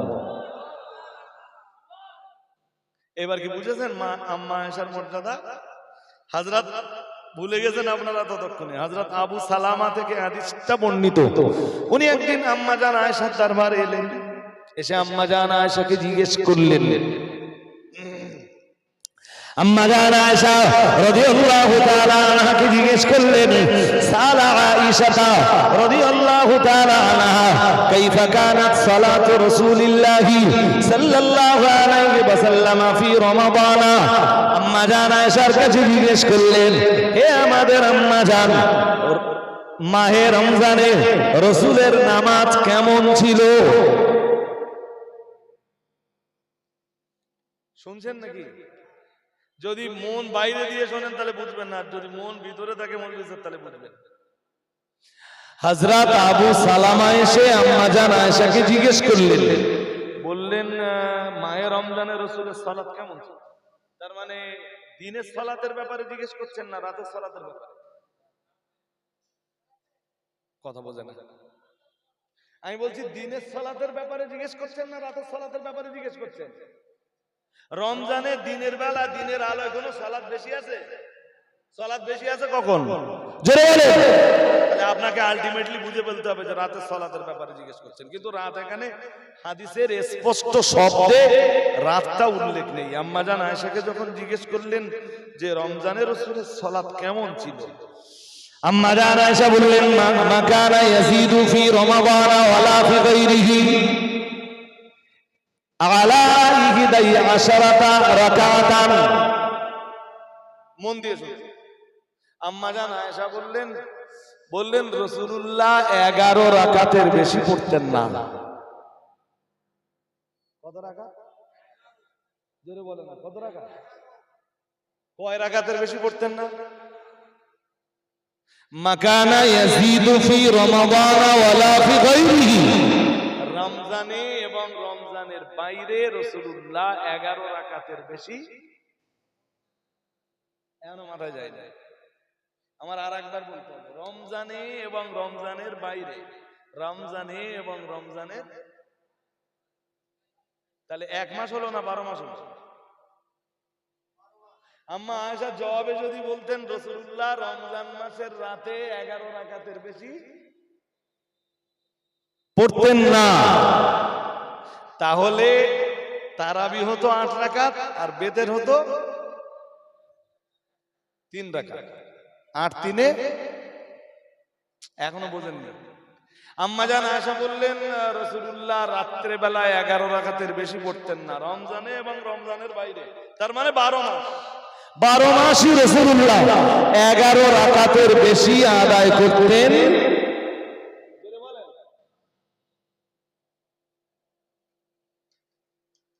12 মাস যেটা পড়া হয় রাতের ইবাদত হিসাবে, সেইটা তারাবি না তাহাজ্জুদ? জোরে জোরে বলেন। আরে ভাই সাহেব, তারাবি কি রমজানের বাইরে আছে? এখনো মাথায় যায় না। আমি বলছি তারাবি কি রমজানের বাইরে আছে? রমজানের ভিতরে আছে। তা রাসূলুল্লাহ রমজানে এবং রমজানের বাইরে 11 রাকাতের বেশি পড়তেন না, এর মানে কোনটা দাঁড়ালো? এইটা তারাবি হলো না তাহাজ্জুদ হলো? তাহাজ্জুদ পড়তেন রাসূলুল্লাহ 8 রাকাত আর বিতির পড়তেন। সবচাইতে মজার ব্যাপার যেটা এখানে, এরা যারা আজকের সময় এসে 8 রাকাত তারাবি পড়ার পক্ষে, এরা আবার বলে বেদের 1 রাকাত। বেদের কয় রাকাত? তাহলে ওদিকে তারাবি যদি হয় 8 রাকাত আর বেদের যদি হয় 1 রাকাত, তাহলে টোটাল হলো কয় রাকাত? আর রাসূলুল্লাহ পড়তেন কয় রাকাত? তাহলে এইটা রাসূলের তারাবি নয়, এটা ছিল রাসূলের তাহাজ্জুদ। রাসূলের তাহাজ্জুদ রমজানেও পড়তেন, রমজানের বাইরেও পড়তেন। তার চেয়ে বড় মজার কথা, ইমাম বুখারী এই হাদিসটা যেখানে আনতেছেন সেটা হলো রাসূলের তাহাজ্জুদ নামাজের অধ্যায়ে এই হাদিসটা। তাহাজ্জুদের যে বয়ান, তাহাজ্জুদের যে বর্ণনা, তাহাজ্জুদ নামাজের যে অধ্যায়, ওই অধ্যায়ে ইমাম বুখারী হাদিসটা আনতেছেন। বাট আমাদের দেশের লামাজাবিরা এই হাদিসটাকে কাজে লাগিয়ে বলে দিলে, বললে রাসূলুল্লাহ 11 রাকাতের বেশি পড়তেন না, 8 রাকাত তাহাজ্জুদ আর 3 রাকাত বেতের। কিন্তু ওরা পড়ার সময় আবার বেতে পড়ে, সুবিধা হয়। আর জনগণ যেখানে সুবিধা পায় জনগণ সেখানে সুবিধা। তারাবি 20 রাকাত সারাদিন রোজা রেখে ইফতার করে শরীর যখন মেজমেজে ভাব হয়, শরীর যখন মেজমেজ করা শুরু করে, তখন 20 রাকাত তারাবি জনগণের জন্য ভালো মনে হয় না 8 রাকাত ভালো মনে হয়? তাড়াতাড়ি মসজিদ ছেড়ে বেরিয়ে আসে, ঠিক না বেটি? হ্যাঁ, এই কারণে বিপুল সংখ্যক মানুষ এখন ঢলে যাচ্ছে লামাজাবি নামাজ কম। তাহলে জোহরের নামাজ 4 রাকাত পড়লে হলো। আমার কথা বুঝেন? জোহরের ফরজ কয় রাকাত? সুন্নাত পড়লেও হবে না পড়লেও হবে। আমার কথা বুঝেননি? তাহলে মাগরিবের নামাজ তাহলে 3 রাকাত পড়বে, সুবিধা হলো না সুবিধা হলো? হ্যাঁ না কিছু বলে না, না আমি বোঝাতে পারছি না বোধহয়, এই জন্য মানুষ ধরে যাচ্ছে। আপনাকে ভাবতে হবে, আমরা যে 20 রাকাত তারাবি পড়ি, শুনছেন নাকি? এই 20 রাকাতের আদেশ করেছিল রাসূলুল্লাহ। 3 থেকে 4 দিন তারাবির জামাত করেছেন। বুখারী শরীফের 1129 নম্বর হাদিসটা পড়ে দেখবেন। 1129 1129 নম্বর হাদিসটা পড়ে দেখবেন। রাসূলুল্লাহ তারাবি জামাতবদ্ধভাবে পড়েছেন 3 থেকে। ও হাদিসটাও বর্ণনা করেছেন আম্মা আয়েশা। আম্মা জান আয়েশা বলছেন, কোন এক রাতে রাসূলুল্লাহ মসজিদে নামাজে দাঁড়ালেন, কিছু লোক এসে রাসূলের পাশে দাঁড়িয়ে। দ্বিতীয় দিন রাসূলের পাশে আরো বেশি লোক এসে দাঁড়িয়ে গেল। তার মানে প্রচার হলো, জনগণ সবাই জেনে গেল যে নামাজটা জামাতের সাথে হচ্ছে। অনেক সাহাবায়ে কেরাম এসে হাজির হলেন। তৃতীয় দিন আল্লাহ পাকের নবী আবার যখন নামাজে দাঁড়ালেন, অথবা চতুর্থ দিন রাসূলুল্লাহ যখন নামাজে, আল্লাহ পাকের নবী আল্লাহ পাকের হাবিবের সঙ্গে নামাজ আদায় করার জন্য মসজিদে নববীতে বহু মানুষ এসে হাজির হলেন। তৃতীয় কিংবা চতুর্থ দিনে মসজিদ হয়ে গেল কানায় কানায়, কিন্তু নামাজ যিনি পড়াবেন তিনি নেই। শুনছেন নাকি? হ্যাঁ, প্রথম দিন রাসূলুল্লাহ কয়েকজনকে নিয়ে পড়েছেন, পরের দিন দেখলেন লোক সংখ্যা বেড়ে গেছে, তারপরের দিন লোক সংখ্যা যখন আরো বাড়লো, মসজিদ কানায় কানায়, কিন্তু রাসূলুল্লাহ নেই, ইমাম সাহেব নেই। সকাল হলো, সাহাবীরা যখন জিজ্ঞেস করলেন, অথবা রাসূলুল্লাহ সাহাবীদেরকে ডেকে বললেন, ও সাহাবীরা জানো, আমি তোমাদের দেখতেছিলাম মসজিদ তোমরা ভরপুর করে তুলেছিলে, কিন্তু কোন জিনিস আমাকে মসজিদে এসে জামাতের সাথে এই তারাবি পড়তে বাধা দিল জানো? এই রাতের সালাত আদায়ে আমাকে কোন জিনিস বাধা দিল জানো? সাহাবীরা বললেন না। আল্লাহর হাবিব বললেন, আল্লাহর রাসূল বললেন, ও সাহাবীরা আমাকে বাধা দিল, আমার ভয় হলো যে তোমাদের উপরে এইভাবে যদি প্রতিনিয়ত আমরা জামাতের সাথে মাহে রমজানে রাত্রে বেলায় সালাত আদায় করি, আমার ভয় হয় মাহে রমজানের এই রাতের সালাতটাও আল্লাহ ফরজ করে দেন কিনা। এরপর থেকে রাসূলুল্লাহ আর মাহে রমজানের রাতের সালাতের কখনো জামাত করেননি। রাসূলের ইন্তেকাল হলো, হযরত আবু বকর এলেন, তো তিনি 2 বছর 3 মাস খেলাফতের দায়িত্ব পালন করলেন, বাট তারাবি নামাজের আর জামাত হতো। হযরত ওমর এলেন, দ্বিতীয় খলিফা হযরত ওমর মুসলিম জাহানের খলিফা এলেন, রমজান মাস এলো, তিনি বললেন, তো রাসূলুল্লাহ যখন তারাবি নামাজের জামাত বন্ধ করেছিলেন তখন রাসূলের উপরে কোরআন নাযিল হচ্ছিল এবং তারাবি নামাজ ফরজ হয়ে যাবার একটা ভয় ছিল। রাসূলুল্লাহ বিদায় নিয়েছেন, ব্যাস তারাবি নামাজ ফরজ হয়ে যাবার ভয়টাও আছে না, কেটে গেছে। হযরত ওমর বললেন, এই বছর থেকে তারাবি নামাজ জামাতের সাথে হবে এবং 20 রাকাত করে জামাত হবে। কয় রাকাত করে জামাত হবে? আরে জোর করে বলেন, কে বললেন? কে বললেন? হাদিসে এসেছে, নবীজি বলেন, আমি আর বক্তব্য লম্বা করতে পারছি না, নবীজি বলেন, আলাইকুম বিসুন্নতি, ও সাহাবীরা তোমরা আমার সুন্নাত আঁকড়ে ধরো, অর্থাৎ আমার সুন্নাত পালন করো। আল্লাহ পাক নবী বললেন ওয়া সুন্নাতিল খুলাফায়ে রাশিদিন আল মাহদিয়িন আও কামা ক্বালা আলাইহিস সালাম। রাসূলুল্লাহ আবার বললেন আর আমার হেদায়েত প্রাপ্ত খলিফা যারা, আল্লাহর হাবিব বললেন তোমরা তাদের সুন্নাতকে ধারণ করো। রাসূলের হেদায়েত প্রাপ্ত খলিফা হলেন চারজন, এই চারজনের ভিতরে হযরত ওমর দ্বিতীয় খলিফা। আমার কি কথা বুঝতেছেন নাকি? হ্যাঁ, তাহলে তারাবি নামাজের জামাত, এই জামাত কিন্তু সুন্নাতে নববী বলবো না, আমরা বলবো সুন্নাতে সাহাবা। সুন্নাতে, আমার কথা বোঝেন, এটা কি সুন্নাতে নববী হলো না সুন্নাতে সাহাবা হলো? শুধু হযরত ওমর এই জামাত চালু করলেন না, উনি জামাত চালু করে বললেন নিয়ামাতুল বিদআত। কি বললেন? বললেন এটা একটা ভালো বেদাত। সুবহানাল্লাহ বলেন। আমার দেশের এখন কিছু লামাযাবি আছে, তারা বলে বেড়ায় এইটা করা যাবে না, তাহলে কেন? তাহলে এটা বেদাত। আর একটা সামনে নিয়ে আসবেন, সেটা বলবে বেদাত। বলে এই এই সবে বরাত শুনছেন নাকি? লামাযাবিরা বলে সবে বরাত বলে কিছু যা আছে সব জয়ী হাদিস, সব চলবে না, বেদাত। শুনছেন নাকি?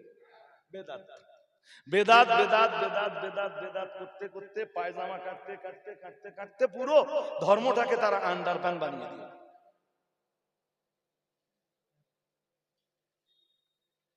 আমার কথা কি রাগ করলেন নাকি? হাজরিনে মজলিস, আমি বক্তব্যের প্রাসঙ্গিকতা আর বাড়বো না, দেখতে দেখতে 11টা 5 হয়েছে। শুনুন, শেষ কথাটা বলি। এটা মাদ্রাসা কেন্দ্রিক বাৎসরিক ইসালে সওয়াব।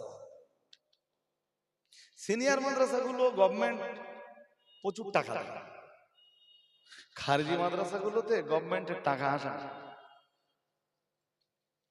খুচরো যা টাকা পয়সা আপনারা দেবেন আমি সেগুলো পরে নেবো। আমার এক ভাই সাহেব 3 কোরআন শরীফ দিয়েছেন, আল্লাহ কবুল করেন। এটা কি গোপন? হ্যাঁ, কে দিয়েছে সেটা গোপন, দেখানো যাবে তো, সমস্যা নেই। কি বলে নাক চাবি বলে, কি বলে, এসব গল্প শুনলি মনে করবেন তোকে আবার জেল বোধহয় বিয়ে সাথে করবে। এখন সোনার দাম তো খুব। তো কোন এক মা তার একটা নাকের পাঠিয়েছিল, এই ছেলেরা উঠলে হবে না তো বন্ধু, এই যে এতক্ষণ ওয়াজ করলো, এবার আমি 10 মিনিট, বেশি না 10 মিনিট কালেকশন করবো। তাও এখন আমি স্টেজ থেকে নেমে ফোন করছি। হ্যাঁ, ওয়ালাইকুম আসসালাম, আমি স্টেজ থেকে নেমে ফোন করছি।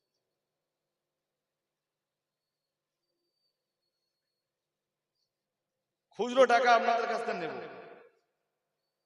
এই মাহে রমজানে অনেকগুলো ভালো ভালো ইবাদতের সবচেয়ে ভালো ইবাদত হলো মাহে রমজানের দিনের বেলা সিয়াম।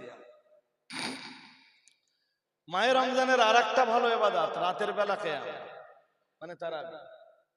মাহে রমজানের আরেকটা ভালো ইবাদত বেশি বেশি কোরআন তেলাওয়াত। মাহে রমজানের আরেকটা ভালো কাজ যেটা বুখারী শরীফের হাদিস দিয়ে সুবুত। কিতাবুল ওহীতে একটা হাদিস আছে যে মাহে রমজান যখন আসতেন প্রতি রাত্রে রাসূলের সাথে জিবরাইলের দিদার হতো, আর সকালে রাসূলুল্লাহ দান করতেন। সুবহানাল্লাহ। আমার কথা কি শুনেছেন? মাহে রমজানে, হ্যাঁ মাহে রমজানে রাসূলুল্লাহ রাসূলের সাথে রাত্রে জিবরাইলের দেখা হতো,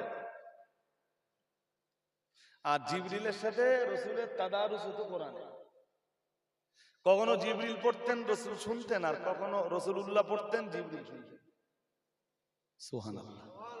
আর একটু মন খুলে বলেন। আর সকালবেলা উঠে রাসূলুল্লাহ দান করতেন। এর মানে এইটা দাঁড়ালো যে মাহে রমজানের যে ভালো ইবাদত গুলো আছে তার ভিতরে আরেকটা ইবাদত হলো দান। এই জন্য যারা দান দান করে দেখবেন দানের পরিমাণ দাতাদের রমজান মাসে আরো বেড়ে যায়। এটা কি রাসূলের রেখে যাওয়া সেই তারিখ? বলুন তো রাসূলুল্লাহ খেজুর দিয়ে কেন ইফতার করতেন? হতে পারে যে মদিনা মুনাওয়ারাতে বিপুল পরিমাণ খেজুর হতো, তাই রাসূলুল্লাহ খেজুর দিয়ে ইফতার করতেন। যদিও স্বাস্থ্যবিদরা গবেষণা করে বলেছে সারাদিন এই রোজাব্রত পালন করার পরে ধরেন কোনো খাবার শরীরে ঢুকিনি, কোনো পানীয় ঢুকিনি, স্বাস্থ্যবিদরা বলেছেন যে সবার আগে যখন গালে একটা খেজুর দেওয়া হয় নার্ভগুলো খুব তাড়াতাড়ি চাঙ্গা হয়। আর একটু মন খুলে বলেন। হ্যাঁ, সায়েন্টিফিক কারণ থাকতে পারে, কিন্তু এটা তো কারণ হতে পারে যে সে দেশে খেজুর বেশি হতো, তাই রাসূলুল্লাহ খেজুর দিয়ে ইফতার করতেন। উম্মাত সেইটাকে কেমন ভাবে কবুল করলো যে ১৫০০ বছর কেটে গেল, এরপরে উম্মাতে মুহাম্মাদি সারাদিন রোজার পরে আজও একটা খেজুর দিয়ে ইফতার করে। তো রাসূলুল্লাহ রমজান মাসে দান বেশি করতেন, উম্মাতে মুহাম্মাদি এই তরিকাটা কেন নেবে না? এই আমার কথা বুঝতেছেন নাকি? হ্যাঁ, আমি একজন আল্লাহর একজন বান্দার কাছে চাইবো ৫০০০ টাকা দিতে হবে। কোন বান্দা দেবে? একজন বান্দা ৫০০০ টাকা দেবে। খারেজি মাদ্রাসার ডেভেলপমেন্ট, খারেজি মাদ্রাসার উন্নতির জন্য। গভর্নমেন্ট পরিচালিত যে স্কুলগুলো আছে, সিনিয়র মাদ্রাসাগুলো আছে, সেগুলো তো চলছেই, তো খারেজি মাদ্রাসা খুব দরকার আমাদের সমাজে ভাই। তো বলতে বলতে আমি নিয়ে খারেজি মাদ্রাসার উন্নতির জন্য আমি একজনের কাছে ৫০০০ টাকা চাইবো। আল্লাহ কোন নেক বান্দা? শুধু নামটা বলেন, এখন নামটা লিখি, পরে দেবেন কোন ইনশাআল্লাহ। আসেন আল্লাহর বান্দা, কেউ না কেউ দেবেন একজন ৫০০০ টাকা একজনের দিতে হবে। যতক্ষণ এই ৫০০০ না দেবেন আপনারা উঠতে পারবেন না, আমিও উঠতে পারবো না, মাতিন সাহেব আসবে। এইভাবে সেহরির টাইম হয়ে যাক। খাবার দাবার আছে তো? হ্যাঁ, আমি তো ২-১ দিন ১০টা, ১০:৩০, ১১টার ভিতরে খেয়ে একে আসি। সাহারিতে খুব বেশি হলে এই একটা খেজুর আর একটু পানি। কারণ বুখারী শরীফের এক হাদিস এসেছে, রাসূল বলেছেন, আল্লাহর হাবিব বলেন এক হাদিসে বুখারীতে, নবীজি বলেন যে আমাদের রোজা এবং ইহুদি খ্রিস্টানদের রোজার ভিতরে পার্থক্যই হলো সাহারি। সুবহানাল্লাহ। ইহুদি খ্রিস্টানরাও রোজা রাখে, কিন্তু ওরা সাহারি করে না। মুহাম্মদ সাল্লাল্লাহু আলাইহি ওয়াসাল্লাম ১৫০০ বছর আগে উম্মতকে শিখিয়েছেন সাহারি করে রোজা রাখা, বিনা সাহারিতে রোজা রাখতে পারবে না। ব্যাস, উম্মতের কাছে ওটাই মকবুল। আজও উম্মত সাহারি করে রোজা রাখে। মা বাইনা সিয়ামিনা ওয়া সিয়ামি আহলিল কিতাব, নবীজি বলেন আমাদের রোজা আর ইহুদি খ্রিস্টানদের রোজার ভিতরে পার্থক্য হলো সাহারি করে। সুবহানাল্লাহ। আরেকটু আর এক হাদিসে এসেছে, নবীজি বলেন তাসাহারু, তোমরা সাহারি করো, কারণ সাহারির ভিতরে জানো সাহাবীরা আল্লাহ অজস্র কল্যাণ লুকিয়ে রেখেছেন। আরেকটু মন খুলে বলেন, উম্মতে মুহাম্মাদির কাছে ওটা মকবুল হয়ে গেল। উম্মতে মুহাম্মাদি ওটা মেনে নিল যে আমরা সাহারি করেই রোজা। তা রাসূলুল্লাহ তো বেশি বেশি দান করতেন। রাসূলের এই হাদিসটার মর্যাদা দেওয়ার জন্য আল্লাহর কোন বান্দা রয়েছেন? আমি একজন বান্দার কাছে চাইছি ৫০০০ টাকা দেন।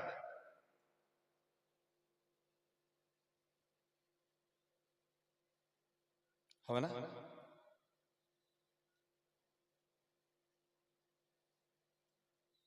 পাঁচ হাজার একজনের দিতে হবে। কোন নেক বান্দা আছেন আল্লাহ ৫০০০ টাকা দেবে? কে দেবে? হবে, আমার বিশ্বাস হবে। ততক্ষণে ১০০০ টাকা করে ১০ জনের কাছ থেকে ১০০০ টাকা করে বলেন। উঠলে হবে না, এখন এতক্ষণ শুনেছেন। এবং আমি হয়তো খুব লম্বা সময় ধরে ওয়াজ করি, কিন্তু বার্তা কথা বলি, ফালতু কথা বলি, একটাও বলি না। ১০০০ টাকা করে হাত তোলেন, ১০০০ করে ১০ জনকে দিতে হবে, ১০০০ টাকা করে দেবেন। মাদ্রাসার উন্নতি, মাদ্রাসার ডেভেলপমেন্ট। আমার এই ভাই নগদ ১০০ টাকা দিয়েছে, আল্লাহ কবুল করুন। এক মা এটা নাকে দিয়েছেন, যে উদ্দেশ্যে দিয়েছেন আল্লাহ তিনি বেঁচে থাকলে তার হায়াত কিসমত দারাজ করুন। আর যদি তিনি কোনো মারহুমা মা হয়ে থাকেন, আল্লাহ তার কবরকে আপনি রওদাতুন মিন রিয়াদিল জান্নাহ বানিয়ে দেন। বলেন আমিন। বলেন না, হয়ে গেছে? দেখেছেন, একজন গোপনে এসে বলেছেন ৫০০০ টাকা দেবেন। নারা তাকবীর। আর একটু জোর করে বলেন না, নারা তাকবীর। সিলসিলায়ে মুজাদ্দিদুজ জামান, নারা তাকবীর, নারা তাকবীর। গোপন দাতা বলুন জিন্দাবাদ, বলুন না জিন্দাবাদ। 5,000 টাকা বলুন মারহাবা, বলুন না মারহাবা। তার আব্বা অসুস্থ, আমার আলহামদুলিল্লাহ আমি সুস্থ আছি। এবং আমার কেউ যখন জিজ্ঞেস করে, আমি তো এমনি কন্টিনিউ কোনো ওষুধ খাই না। হ্যাঁ একটু জ্বরটার হলো, তাও ওষুধ না খেলে নয়, তাই সুস্থ আছে। আর খাওয়া দাওয়া অধিকাংশ সময় কন্ট্রোল, ভালো আছে আপনাদের দোয়ায়। তো আমার সুস্থতার দোয়া আছে, উনি 5,000 টাকা দেবেন, আপনারা একটু দোয়া করেন, বলেন আমিন, বলেন না আমিন। আর আমি আপনাদের সকলের সার্বিক সুস্থতার জন্য দোয়া চাইছি। আল্লাহ আপনাদের সবাইকে শেফায়ে কামেলা কুল্লিয়া আজেলা দান করুন, বলুন আমিন, বলেন না আমিন। আল্লাহ আপনার যে বান্দা 5,000 টাকা দেওয়ার ওয়াদা করেছেন, আপনি গোপনে গোপনে তার জিন্দেগির গুনাহকে মাফ করে দেন, বলুন না আমিন। মদিনা মুনাওয়ারা থেকে আপনার রাসূলের রূহানি নেক দোয়া তার নসিবে মকবুল করুন, বলুন আমিন। নারা তাকবীর, নারা তাকবীর।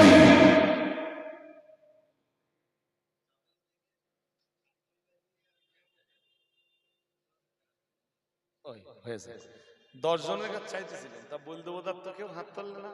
ফার্স্ট টাইম বল দেবো, তা কাউ গাছি শাদি গাছি কেউ তো হাত তুললেন না আপনারা। আরিফুল গাজী আর নূরপুর থেকে, নূরপুর গ্রাম থেকে আরিফুল গাজী আর মেহবুব গাজী, তারা দুইজন 1,000 টাকা করে দেবে। নারায়ে তাকবীর, নারায়ে তাকবীর। একটু আওয়াজ দেন, পয়সা দিতে হবে না আপনাদের, আল্লাহ নামের আওয়াজটা দিতে হবে। নারায়ে তাকবীর। দাতাগণ বলুন জিন্দাবাদ, ছেলেরা বলো না জিন্দাবাদ। নারায়ে তাকবীর।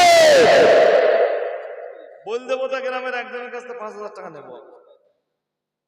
আল্লাহর কোন নেক বান্দা আছে, একজনকে দিতে হবে। বল দেবতায় ভাই এই গ্রামের একজন তো অন্তত হবে নাকি না? আমার দাবি অন্যায় হয়, আপনাদের বলতে হবে যে আমার দাবি অন্যায়। আর যদি বলেন না আপনার দাবি সঙ্গত দাবি, ন্যায্য দাবি, তাহলে বল দেবতা গ্রামের একজন অন্তত উঠে দাঁড়ান। আর একটা 5,000 টাকা আমার চাই মাদ্রাসার উন্নতির জন্য।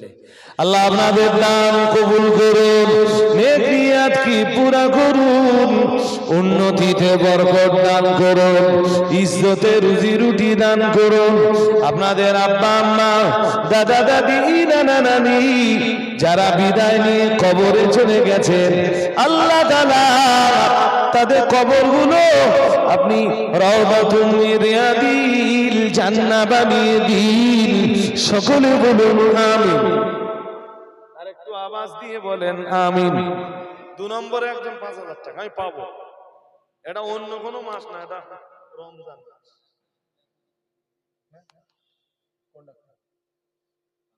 ফারুক ভাই দেখেন, চাপালি মাদ্রাসার সম্পাদক আমাদের ফারুক ডাক্তার ভাই, উনি 1,000 টাকা দেবেন। নারায়ে তাকবীর। আল্লাহ ওনার এই নেক উদ্দেশ্যকে কবুল করুন, বলুন আমিন। উনি একটা মাদ্রাসার সম্পাদক হলেও সব মাদ্রাসাগুলো তো ওনার দান আছে। আমি খাদিজার জন্য যেদিন কালেকশন করতে যাই সেদিনও কিছু দেয়। আল্লাহ তার হায়াত কিসমত দারাজ করে দেন, বলেন আমিন, বলেন না আমিন। 1,000 কটা হয়েছে হিসাবটা রাখবেন। 3টে হয়েছে না? হ্যাঁ না কিছু 3টে হয়েছে, 10টা হতে হবে। 4 নম্বরে কে দেবেন? তাকবীর দেন না, নারায়ে তাকবীর। একবারে আওয়াজ ঝিমিয়ে গেছে, একটু জোরে জোরে জবান করে তাকবীর দেন। নারায়ে তাকবীর, নারায়ে তাকবীর। ঐতিহাসিক মূল্যবোধা ইসালে সামা, নারায়ে তাকবীর। দাতাগণ মুফতি রাজু আলী সাহেব, নারায়ে তাকবীর। আব্দুল্লাহ মোল্লা, আব্দুল্লাহ মোল্লা বলদেবতার বাড়ি, তিনিও 1,000 টাকা দিয়ে শরীক হচ্ছেন, ওয়াদা করেছেন 1,000 টাকা দেবেন। আল্লাহ তার হায়াত কিসমতকে আপনি দারাজ করে দেন, বলেন আমিন, বলেন আমিন। নাম্বার 5, 1,000 টাকা তাড়াতাড়ি হাত তুলেন। 1,000 টাকা করে দিবেন, তত দেরি হওয়ার কথা না। যত দেরি করবেন মানুষের আসতে তত দেরি করবেন। সহজ কথা একদম। এদিকে ওই গোস্ত রান্না হচ্ছে আজকে, হ্যাঁ গোশ আছে, মিষ্টি আছে, দেরি হয়ে যাবে। দেন 1000 টাকা করে দেবেন, দেরি করেন না। আর বল দেবো তার একজনের কাছে 5000 টাকা।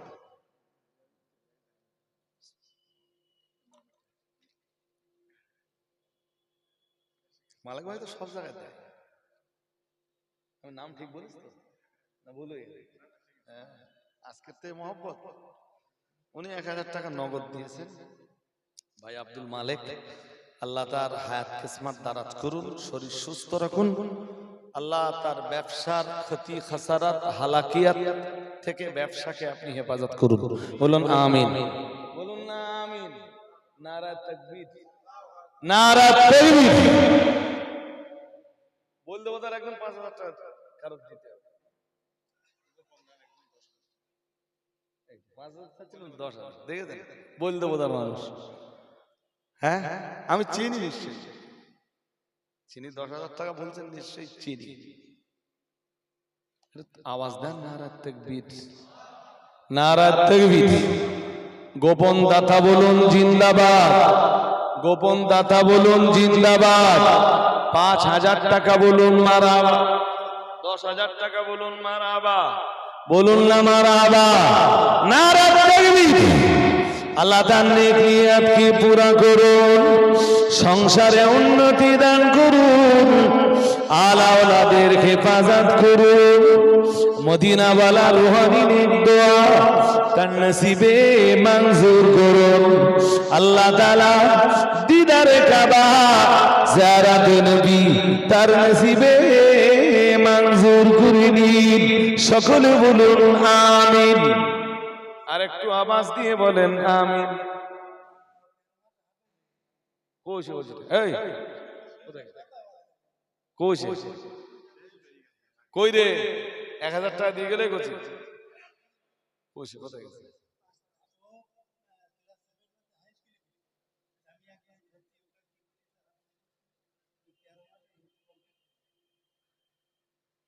কোথা বাড়ি কোথায়?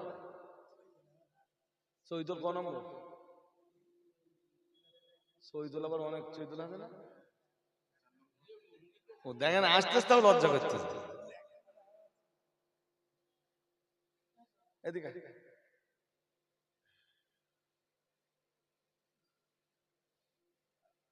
চলে চলে। ও হাফেজে কোরআন মানুষ, ও 1000 টাকা দিয়েছে। আল্লাহ আপনার দ্বীনের খেদমতের জন্য আপনি ওকে কবুল করে নেন। বলেন আমিন, বলেন না আমিন। আমার পরে তুই একটা কেরাত পড়বি ছোট্ট, পারবি তো? পারবি না ইনশাআল্লাহ। নাম কি? ইয়া নূর। আমার পরে ও একটুখানি তেলাওয়াত করে শোনাবে, তার আমাদের সাথে ইনশাআল্লাহ। আল্লাহ দানকে মঞ্জুর করুন। বলেন আমিন, বলেন না আমিন। নারা তাকবীর, নারা তাকবীর। ভাই সাহেব ওদিকে 1000 টাকা করে 10টা নেবো বলেছিলাম, হয়নি। আপনারা কেউ কিছু বলতেছেন না কেন? এভাবে বসে থাকা যায় নাকি? তাড়াতাড়ি বলেন, আল্লাহর রাস্তে বলেন, আল্লাহ দ্বীনকে জিন্দা করণের লক্ষ্যে বলেন, বলেন। দ্বীনের এই মারকাজের গতি ত্বরান্বিত করার জন্য আল্লাহর বান্দার আমি 1000 টাকা করে চাচ্ছি। একটু হাত তুলুন, আমরা দেখে নিচ্ছি। হুজুর এসেই পড়েছেন, এই পর্যন্ত তো ছেড়ে দেওয়া যাবে। বলেন বলেন, আর 1-2 জন অন্তত হাত তোলেন মজলিস থেকে। হুজুর এসে পড়েছেন শিগগিরই, দেরি করেন না।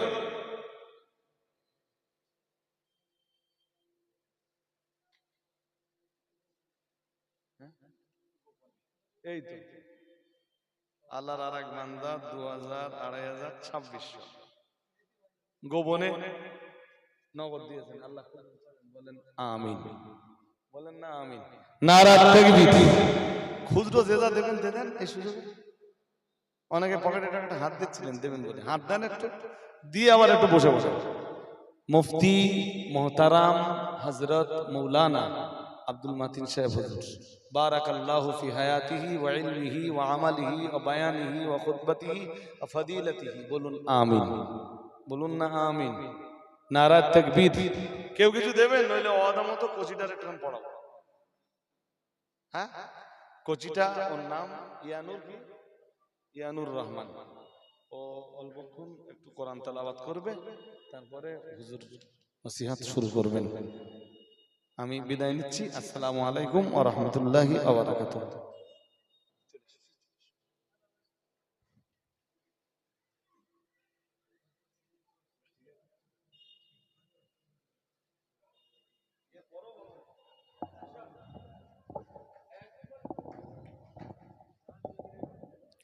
السلام عليكم ورحمة الله وبركاته.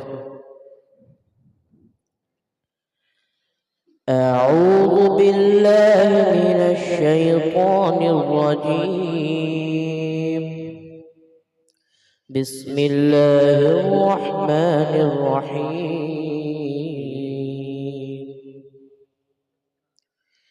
يا أيها الذين آمنوا لا تقولوا راعنا وقولوا انظرنا واسمعوا وللكافرين عذاب أليم.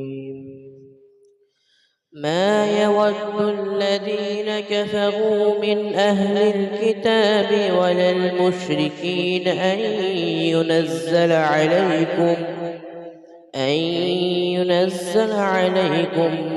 من خير